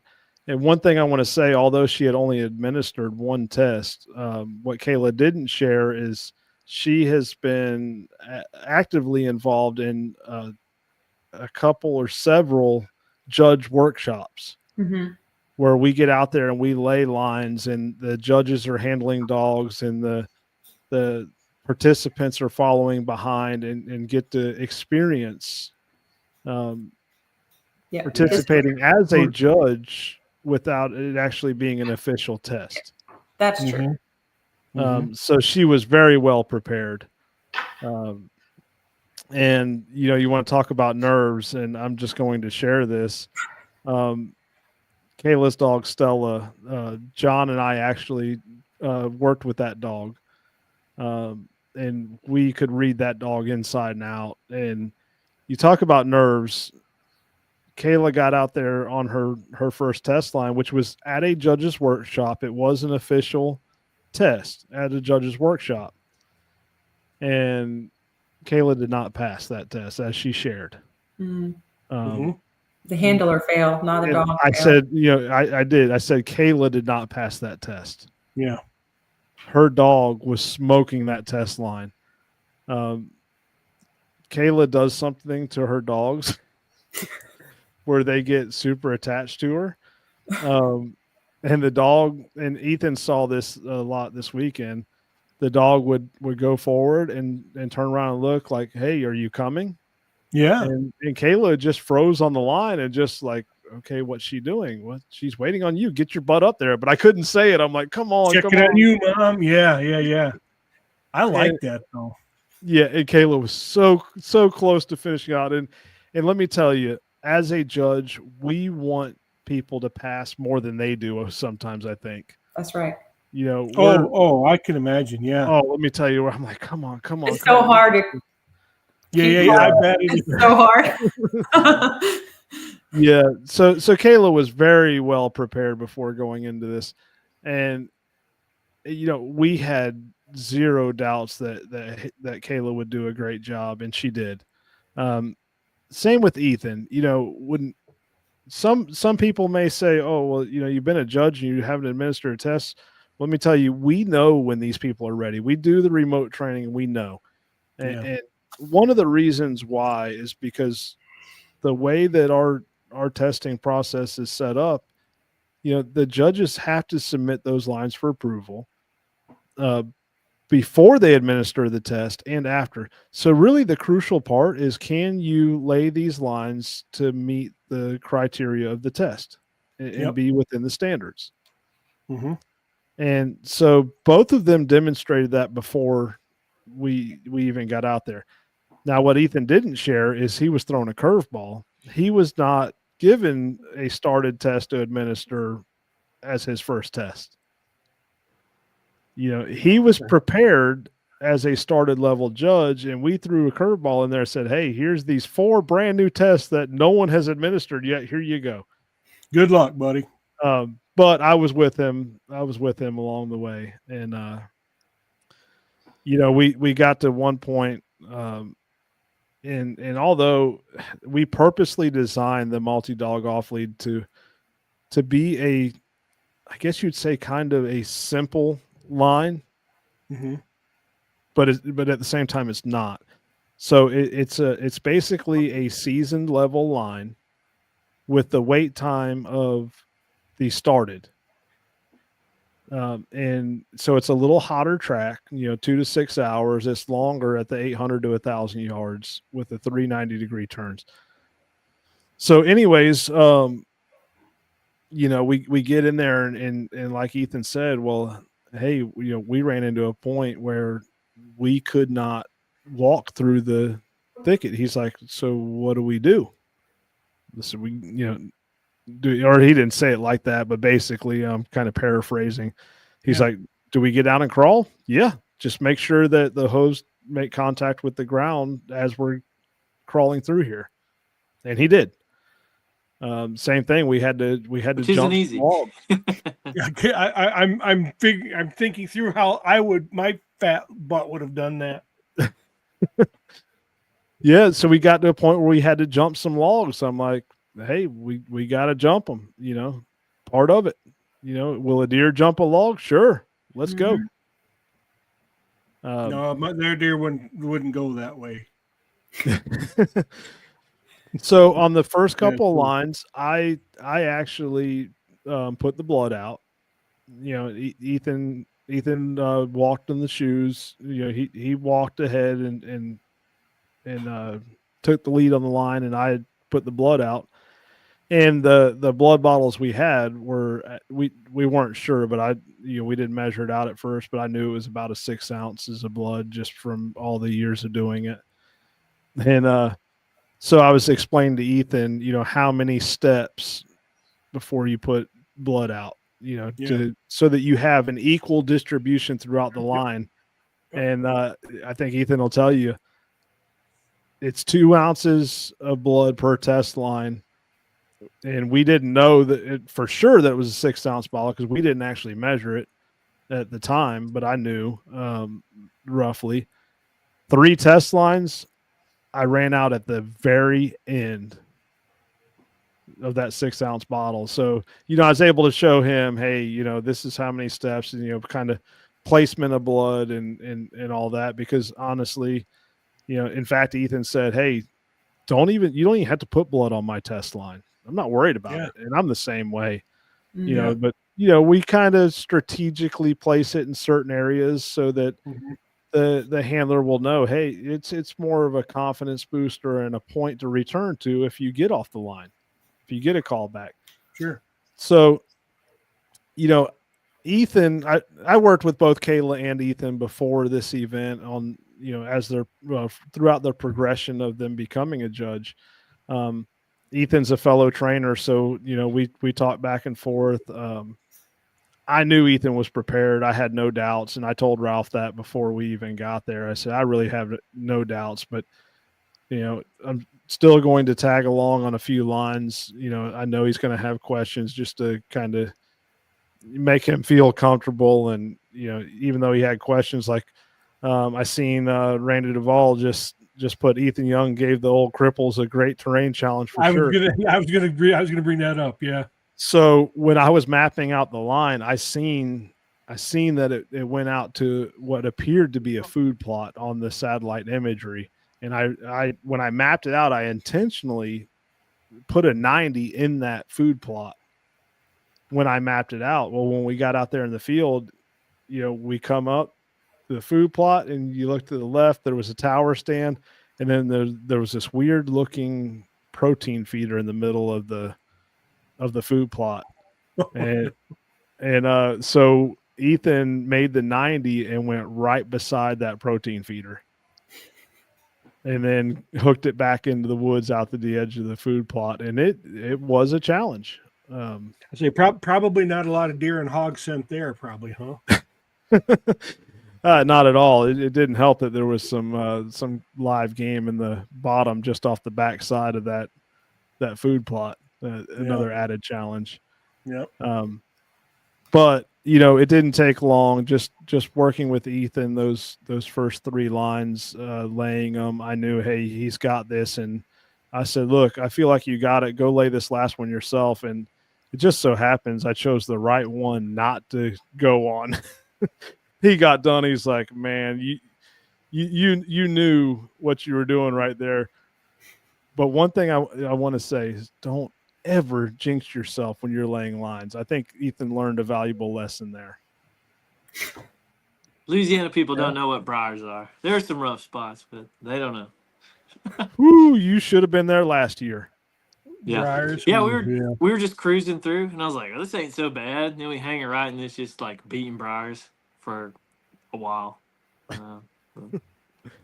Yeah. Whatever. I told him don't say it. I said you just jinxed yourself. Yep. And that's we ended up on our hands and knees crawling. It's like those that ride motorcycles. You never mention the R word when you're talking to your buddies. Rain. Yep. Don't mention rain. So real quick, Jason Bell says judging helped me read my dog better and other dogs. It definitely makes you a better handler from a judging perspective.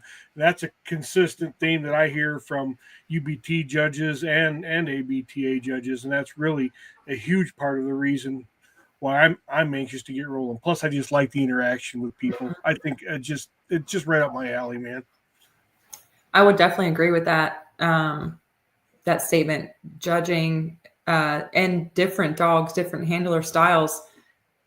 Pretty much every dog behaved the same, very consistently when it was on the line, and of course I know where the line is. They don't. Right. So I that's why it's so quiet. It's so hard for me to stay quiet because I'm like, they're doing the right thing. Just leave them alone. But the handler that keeps saying stuff.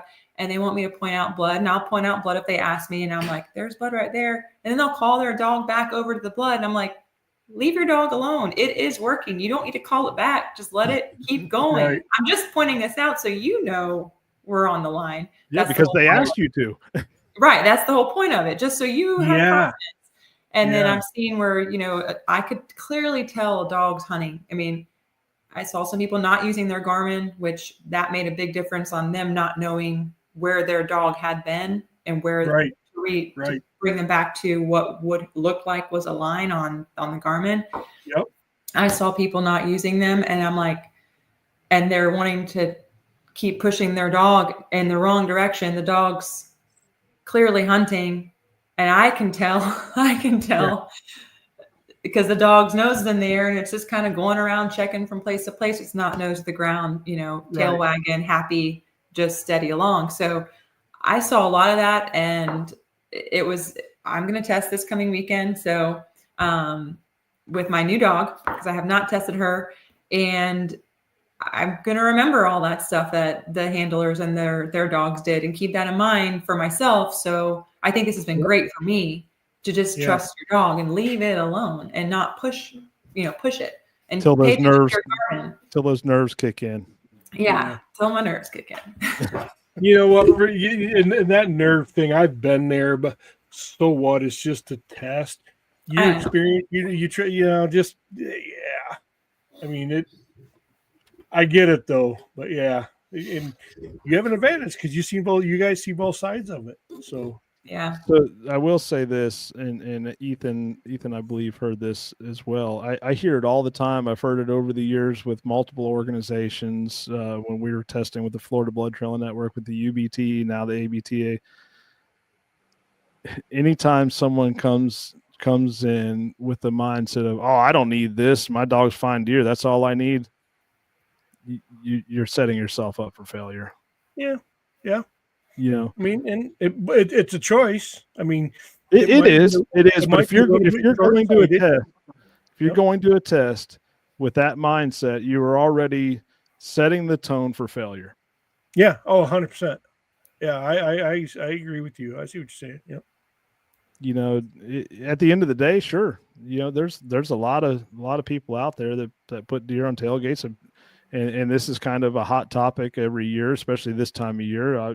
There was a post that I saw the other day that said, someone saying, what a ribbon doesn't mean anything. I found deer behind people who have certificates. Sure. You're right. It doesn't. It does mean something.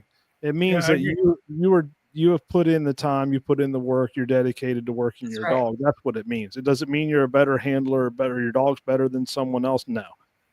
Of course not. No, You and, know, and we've talked about that a million times, and Yep. I am a passionate subscriber to that perspective. You know, it forces you to get out there. If you're gonna test and you want to be prepared, then you're gonna go work your dog. And anytime you're behind your dog, you're getting better. Yep. Yeah, So and Ethan didn't touch on this, but Ethan's is a trainer just like myself, and I know that Ethan has had some takeaways from this past weekend that is going to help him as a trainer. mhm. It's every event I go to, every test I administer, I take something away from it. But Ethan, you may not realize it until you get in the moment. Like, oh, in reflect back on that time at Duvall's, you know. So Yeah, one of my biggest takeaways was not necessarily with the new dogs that were kind of in training and being started and running test lines, but more of the seasoned dogs that have had a lot of field experience that now those dogs kind of can clearly catalog that this is a training line or this isn't a real deer, therefore yeah, like yeah, yeah, I'm just yeah, less engaged. And I've kind of approached that with my dogs that have field experience by just laying fewer training tracks and trying to make them worthwhile. But and when I got done, I didn't do much in between my first, second, and third season. But this last year, when I started having clients come out and visit, I started trying to work one of my good dogs on training lines again, and it took a little work to get them to actually work it because they know these different odors and the different reward values at the end of them depending on what the actual wounded deer is, and it's not as engaging for them, and that's just a yeah, training issue that I think it's worthwhile. I think the test reveals your at the barest level, like it reveals you and your dog's ability to train because you can't really control the field tracks you get by and large and what the deer do after they're right. hit. And so something I thought was interesting was just revealing um, just training, trying to say it well and not, I guess just the ability or showing that folks don't have a tool for training because once they've gone in the field a bunch and their dog shows lower engagement on this Yep, and they don't work through that to get there. And my dog definitely runs practice trails at a different level of enthusiasm, but with repetition and through all the things I do, clearly articulating what the expectations are and trying to find reward events or add complexity to keep it engaging. yep, He does it better now, and now I have a tool where I can go and double check. Like, is there instances where we really struggle, and I just never reveal them in the field because we struggle, and we just roll out and consider it a deer that's not going to die, or what? And that was my biggest takeaway was the seasoned in the field dogs, not taking to the training tracks, not engaging with them, which just kind of revealed that like I don't have that tool in my toolbox as a handler to train my dog.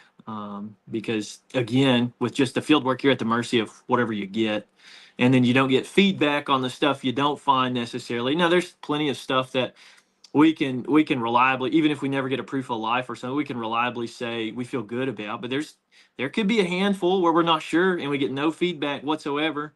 And that's yeah, possibly because there's a dead deer out there piled up somewhere that they don't turkey hunt, they don't have cameras, they can't see buzzards from the road, whatever. yep, Just like that deadhead we found. I mean, nobody knew that deer was dead. They probably just like couldn't find it or just stopped seeing it, and they may have known. But if somebody came out there and tracked it, did they say that to that person? And and even if you get the feedback of like, well, yeah, I left a deer in the woods, how often are you getting the feedback of, okay, where was the issue, what happened, where did the wheels fall off with me and my dog? And I don't know, that ability to lay tracks, control the parameters, and then evaluate how you and your dog do next to it. I think that's something a lot of folks that once they've started a dog and go out and get in the field, and then they come back and maybe try a training track and the dog's not too great about it and they just leave it alone. I think that, I mean, just opens the door for a lot of uncertainty and, how your Sure. dog works. Plus, it's fun. I mean, I get bored kind of when deer season ends. I mean, running client dogs on training tracks is really rewarding and it's a good time, but,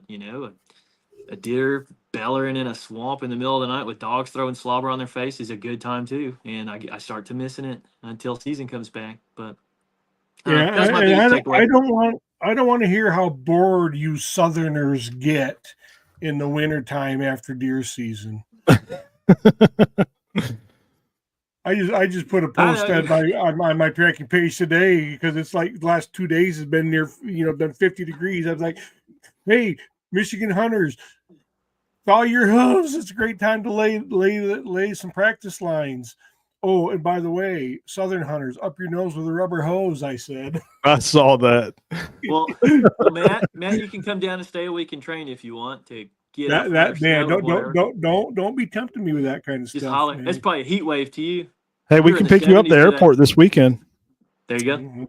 Don't think I'm not going to look. I told you, brother. Complaining about the weather, not being able to train, and he's passing up on these events down here that have been on the calendar. Yeah. I know. Yeah. So Matt, we definitely have to get the Michigan one on the books because I really want to. I told Shane Simpson about it today, and he said, "Please let me know those dates as soon as you get it." He's wanting to attend.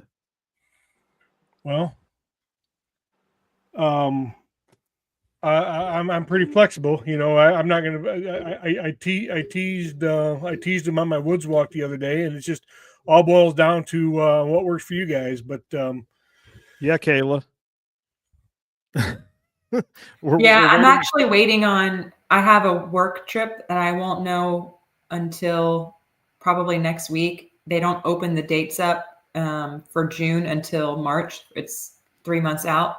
So I'm like a week premature. So I'll know next week what dates I have to travel for work, which I'm actually going to Detroit for work. So once I know that you're going to be 80 miles from my proposed test or event location. Yep. So once I know that, I'll confirm. Okay. Because I could probably coordinate it that I'm there and then just roll up to you because I'll probably be there like Tuesday, Wednesday, Thursday, or Wednesday, Thursday, Friday. So I can maybe coordinate that, but I'll let you know. Well, I'm super stoked about it because I do have a lot of friends that are particularly interested in Kenny and Kayla. Like I told you in our chat the other day, I think there's other opportunities with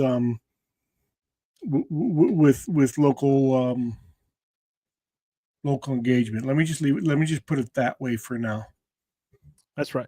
So I kind of want to back up a little bit. And I know we're running late, but I feel like I need to ask this question. Ethan, do you feel like you were prepared enough to judge, with the training that we provided? Yeah, absolutely. I mean, definitely as far as your side of the process, and I don't know if you remember this, but I had some friends come up and I ran like mock tests with their dogs so I could get experience like in real time revealing some of those questions. So, they're like, yeah, let's test line my dogs. I ran a girl's 3 of her dogs on started level tests and just got the experience of like real time, uncovering the things like, well, man, do I follow them when they're wrong or do I anchor myself to the test line? No, I probably shouldn't do that because like dogs are pretty sensitive. So what is the right answer to that question? What is the right answer to that question? You follow them. I think follow them because that's what I was thinking. But I just if they get wise to you just having this pattern of being like, I'm on the line, I'm going to stay here and see if you fix it. And plus dogs again, they're sensitive to that too. And you want to be, in my opinion, one, following what the handler says because they're supposed to control the track. So, if they kind of give you advice on how to be in that environment around their dog, do that within the standards for the test. But two, you don't want to be given any hints to the handler or the dog with your Well, and yeah, gluing nonverbal yourself to the language. line would do just that. Yep. So speaking of that, and speaking of kids earlier, when we were in Alabama last year, Travis Bozeman's daughter, Josie, and my oldest son, Dakota, who is now a judge, he was 17 at the time. I can't remember how old Josie is. Anyways, they went out there, they tested their dogs. Well, they come back and they come back in the judge's lodge area, and they proceed to tell Ralph and I every tell that the judges that judged them gave. Like, they read the judges. So we immediately pulled all the judges together and say, hey, Yep. here's what's going on. You know, like, one of them noticed that the judge kept turning the Garmin antenna pointing to the direction of the line. This is a kid who was testing for her first time. A teenage girl figured that out. I've heard somebody tell a similar tale. Oh yeah, it happens, but things like that, and Ethan and I we talked about that, and other stuff. But yeah, it's fun. And in the comments right here, Dustin King said that he's talking about Ethan. He ran and started tests with me and my dog, and I bombed. Mega handler issues. He ran a started practice test for me last year in August, and I bombed. Mega handler fails. And Dustin passed this weekend. Yep. Yeah, and he failed because his Garmin wasn't calibrated. He couldn't follow the trail. His dog was just jetting right along through the track, but I mean, he's out there stumbling around trying to figure out what was going on with his Garmin. So that was like a technology fluency issue, I guess. But yeah, I mean, when technology fails, follow the dog. I'm gonna give kudos to my friend Brant Green, who is a UBT judge. Brant. He's actually passed all 3 levels of our on-lead test through the ABTA, and he is a UBT judge. Yep. And Brant, if you guys have never met him, he's super calm. He's one of the best handlers I've seen work. And he goes into the test with the mindset of, if I fail, it's because the dog failed.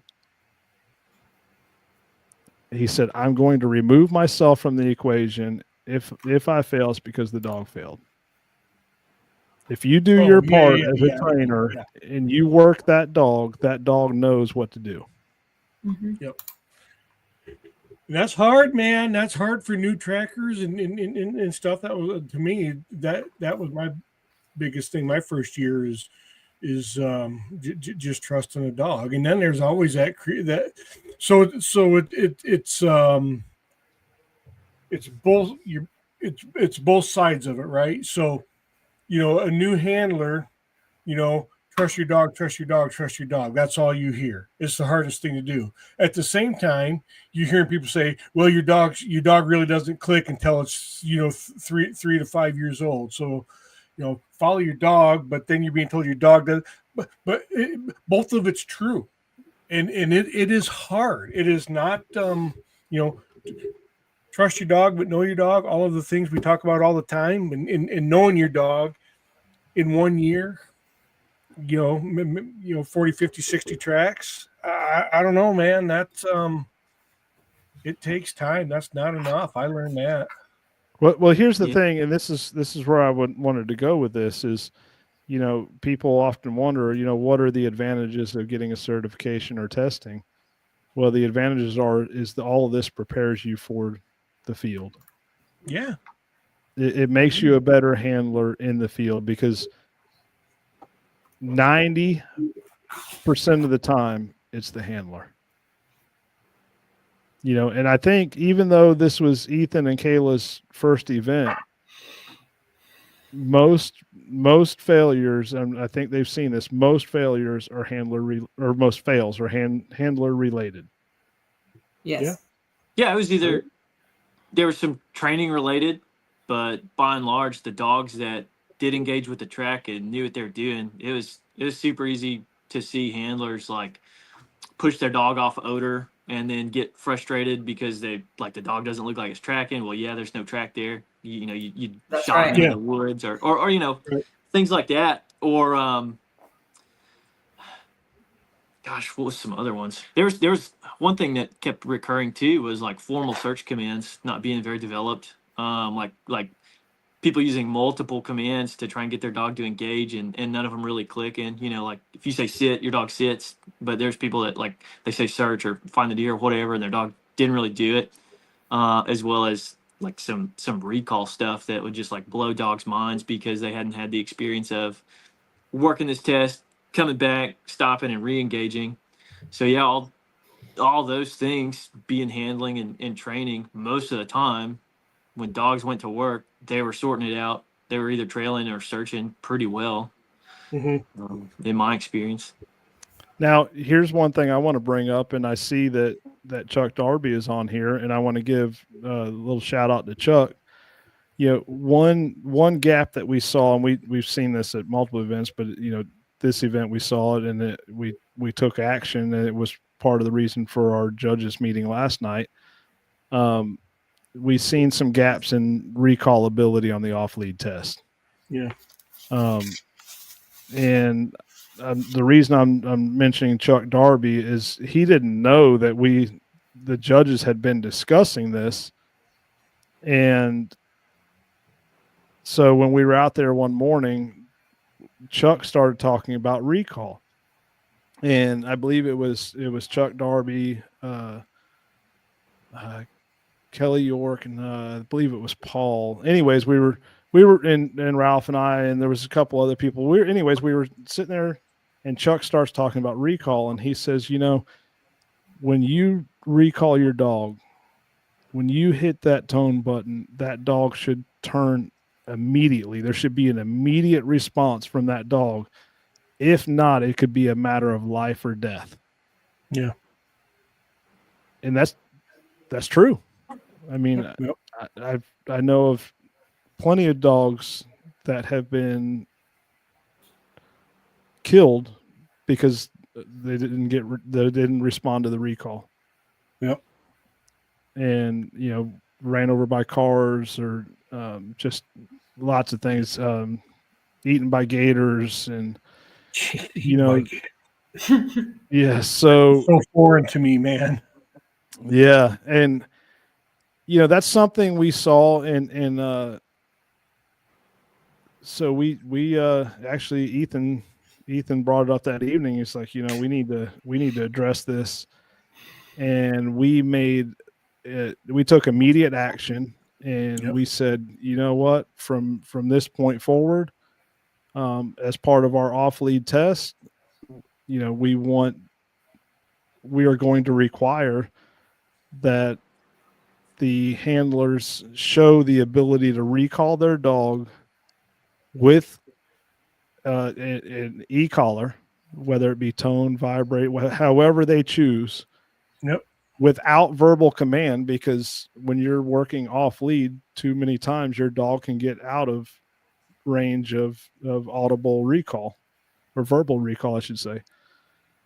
So we made that decision to change that, and we called a judges meeting and we said, hey, this is what we did. This is why we did it, because like Chuck said, it's a matter of life or death in the field. Yeah, sure can be. Well, and that's one of those on-the-spot corrections made out of safety for the dog, for sure. I mean, that's the right thing to do. So there again, these aspects within testing are directly related to what you do in the field.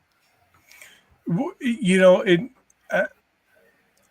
I refer to that in my head because you know, we've talked about this a lot, or I've listened to you guys talk about it. You know, how you premise everything on real scenarios or real life situations, and I keep dubbing it in my own head as scenario based testing. Yep. whether that's a thing or not. But that's just what I call it. Your real life scenarios. Yeah, and that's been the goal from day one when we started putting together these tests.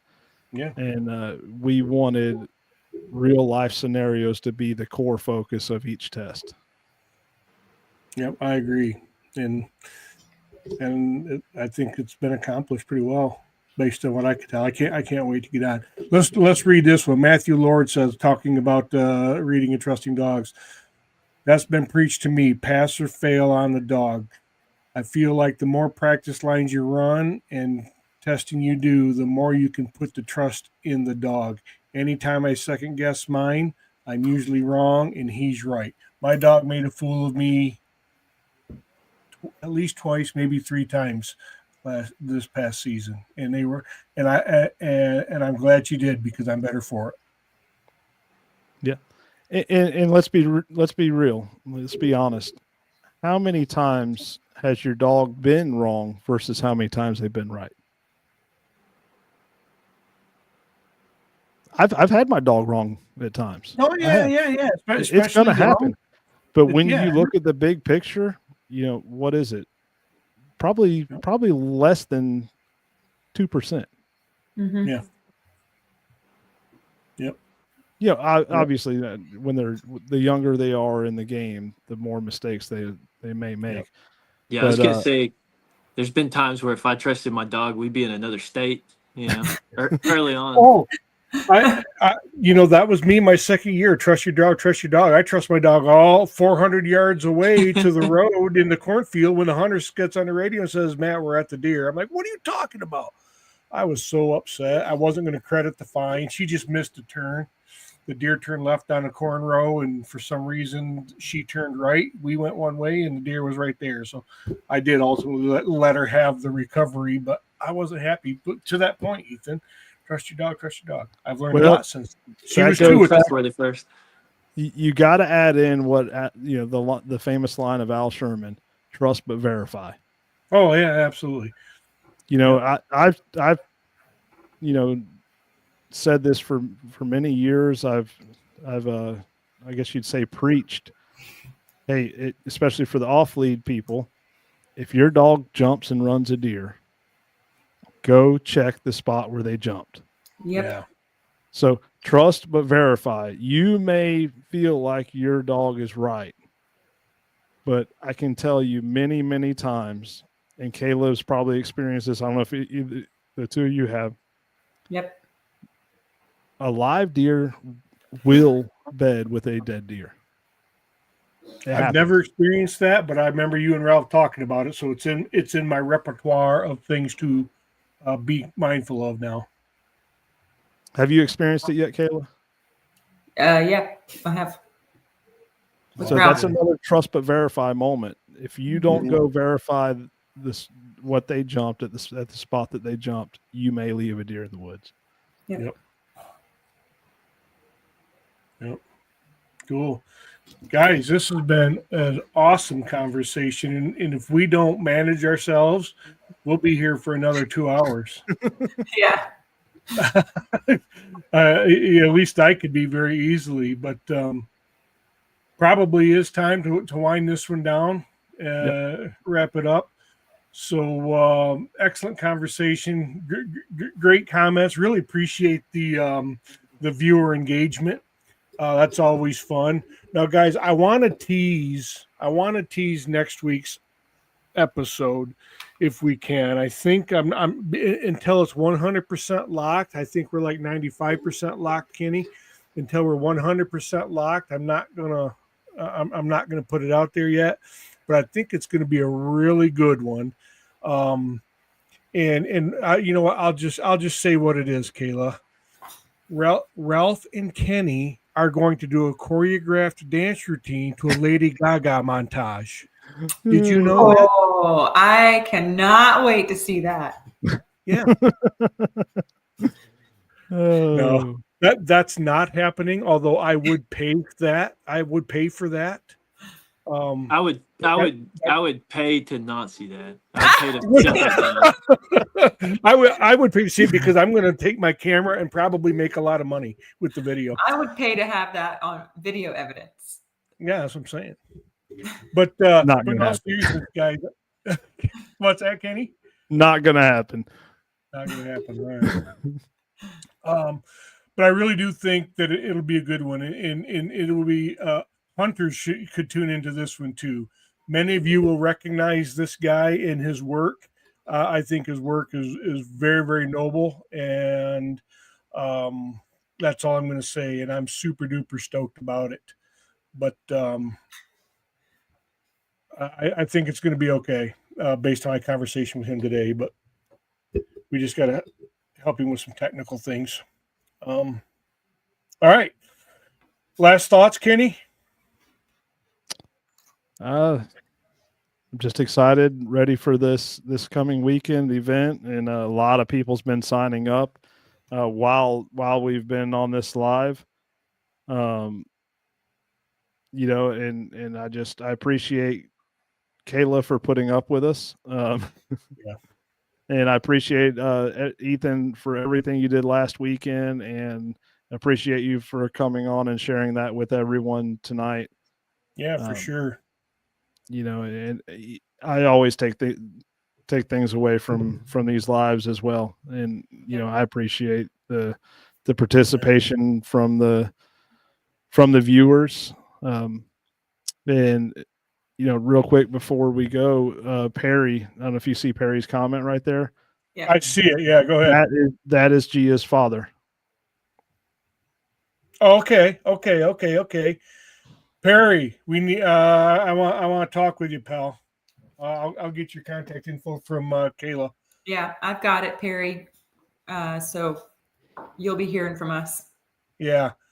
Yep. And before we go, and I want to give Kayla and Ethan a chance for final thoughts too, but I want to put this up there because this is what it's all about right here, guys. Wesley Bivens says, "Thank you for doing these videos. It's all I always learn from them and encouragement in my training process with my pup." And there you go, man. There you go. That there's a value in what we do, and I love that. So cool.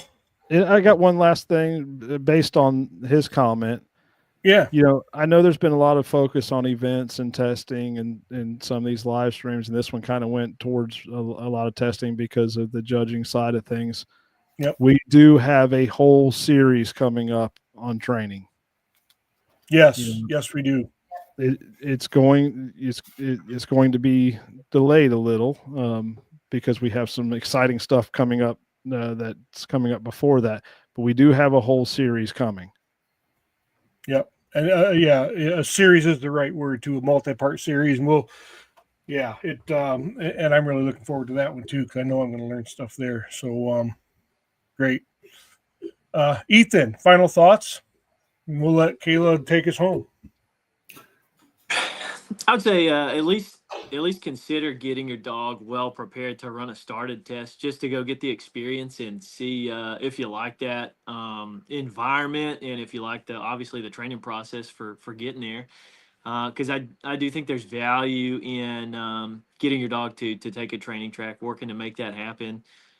Plus, you might get some really good feedback. Just one nugget. I mean, I'm into tracking enough that if I paid a testing fee and drove and paid fuel and stay, and then I get one good nugget from a judge or another person I'm hanging out with, it would be worth it to me. So I think it's fun, something to do in the off season, and man, it's a good time to have a really good dog and to work with them. So I'd consider it for everybody that hadn't done it. Yeah, I agree with that. Don't be afraid of testing, guys. If you don't, just test, but be prepared for it. And it's easy. Talk to any of us. We'll help tell you how to, give you some guidelines, but just don't be afraid of the test. Kayla, bring it home, soul sister. Same kind of as Ethan saying, if you want to come see what the seminar is about and you want to experience and see what the testing is about as a handler, just come to Florida. You don't even necessarily have to sign up to test. You can just come and see what it's about and see, observe. Let's talk to other hunters and handlers, and maybe sign yourself up, next time, or a private test around. But absolutely, there is something to learn at this event, between the seminar that's going to be happening, between the handlers, just all the people you're going to be around, the camaraderie, that alone, the stories everyone's going to be able to tell each other. There's going to be something for everybody. And I would call myself a beginner, or handler, judge. I mean, I haven't been doing this for 10 or 20 years like some people. I've been doing this for 3 years, but I've learned, I will say, and not to kind of pat myself on the back necessarily, but I think I've learned way more being a judge, mentoring with an excellent handler, and coming to these seminars than probably someone maybe who has been doing this for 10 years, because I'm surrounding myself with people who know what they're doing and learning from the best and taking it and applying it. So you need to come.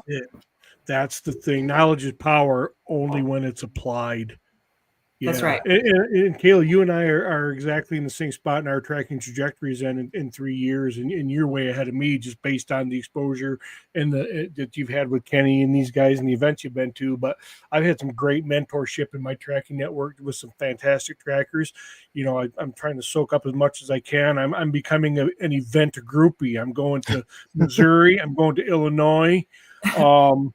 There is we're not getting paid to do this. We do it because we're passionate about it, and there's value in it.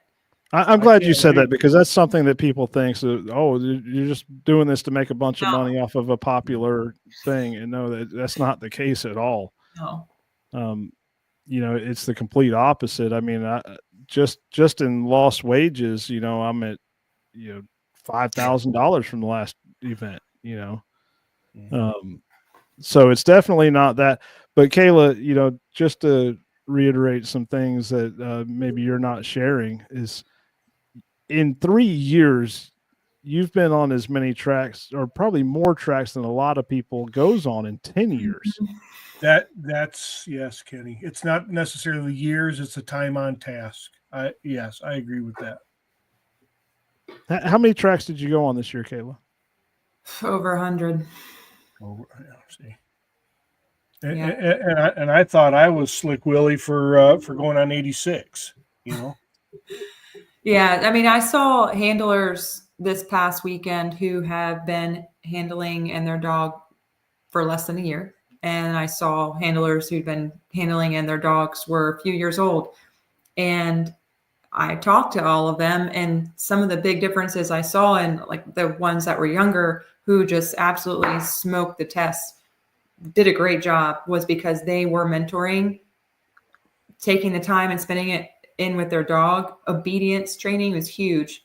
I know, and we'll be talking about that in the seminar. You're having an obedient dog and being able to work with them one-on-one, versus there were some handlers that, even though they've had time with their dog for a few years, they're just out there, just kind of threw themselves out there and haven't been having that mentorship program. They're not really working on obedience. They're just kind of throwing themselves out there, not knowing what to work on. And that's exactly what these seminars are for, knowing what to work on, how to improve yourself, how to read your dog better. And some of these younger people who are taking, I'm not saying these experienced handlers are not taking it seriously, but I've seen people, they want to truly be trusted and take it seriously, and they're putting in the time, and you can see it even on a beginner, handler. You can see it, and that's exactly what these are for. It's just so we can get better. So another John Wooden quote. I love John Wooden. I used to have quotes all over my office back here, and now they're in my work office. But there's no substitute for hard work. There is no trick. There is no easy way. And that's a paraphrase of a partial quote, but that's a great one to end it on. Yep, yeah. It sure is. So And we have to, because I told you we'd be here all night, Kayla. You took us down. I'll blame Kenny. So come to All Florida right, so we guys. can talk about it in person. Come on. Yeah, man. I'm telling you, don't think I'm not going to look at flight. But so yeah, let's wind this one down, guys. Hang with me real quick as we start as we end the stream. Let's just share briefly. But guys, again, viewers, thanks for watching. Share the video. Great engagement. Great questions. And I'm pleased to be a part of the program, man. More the good, less the bad. We'll talk to you guys soon. Thank you.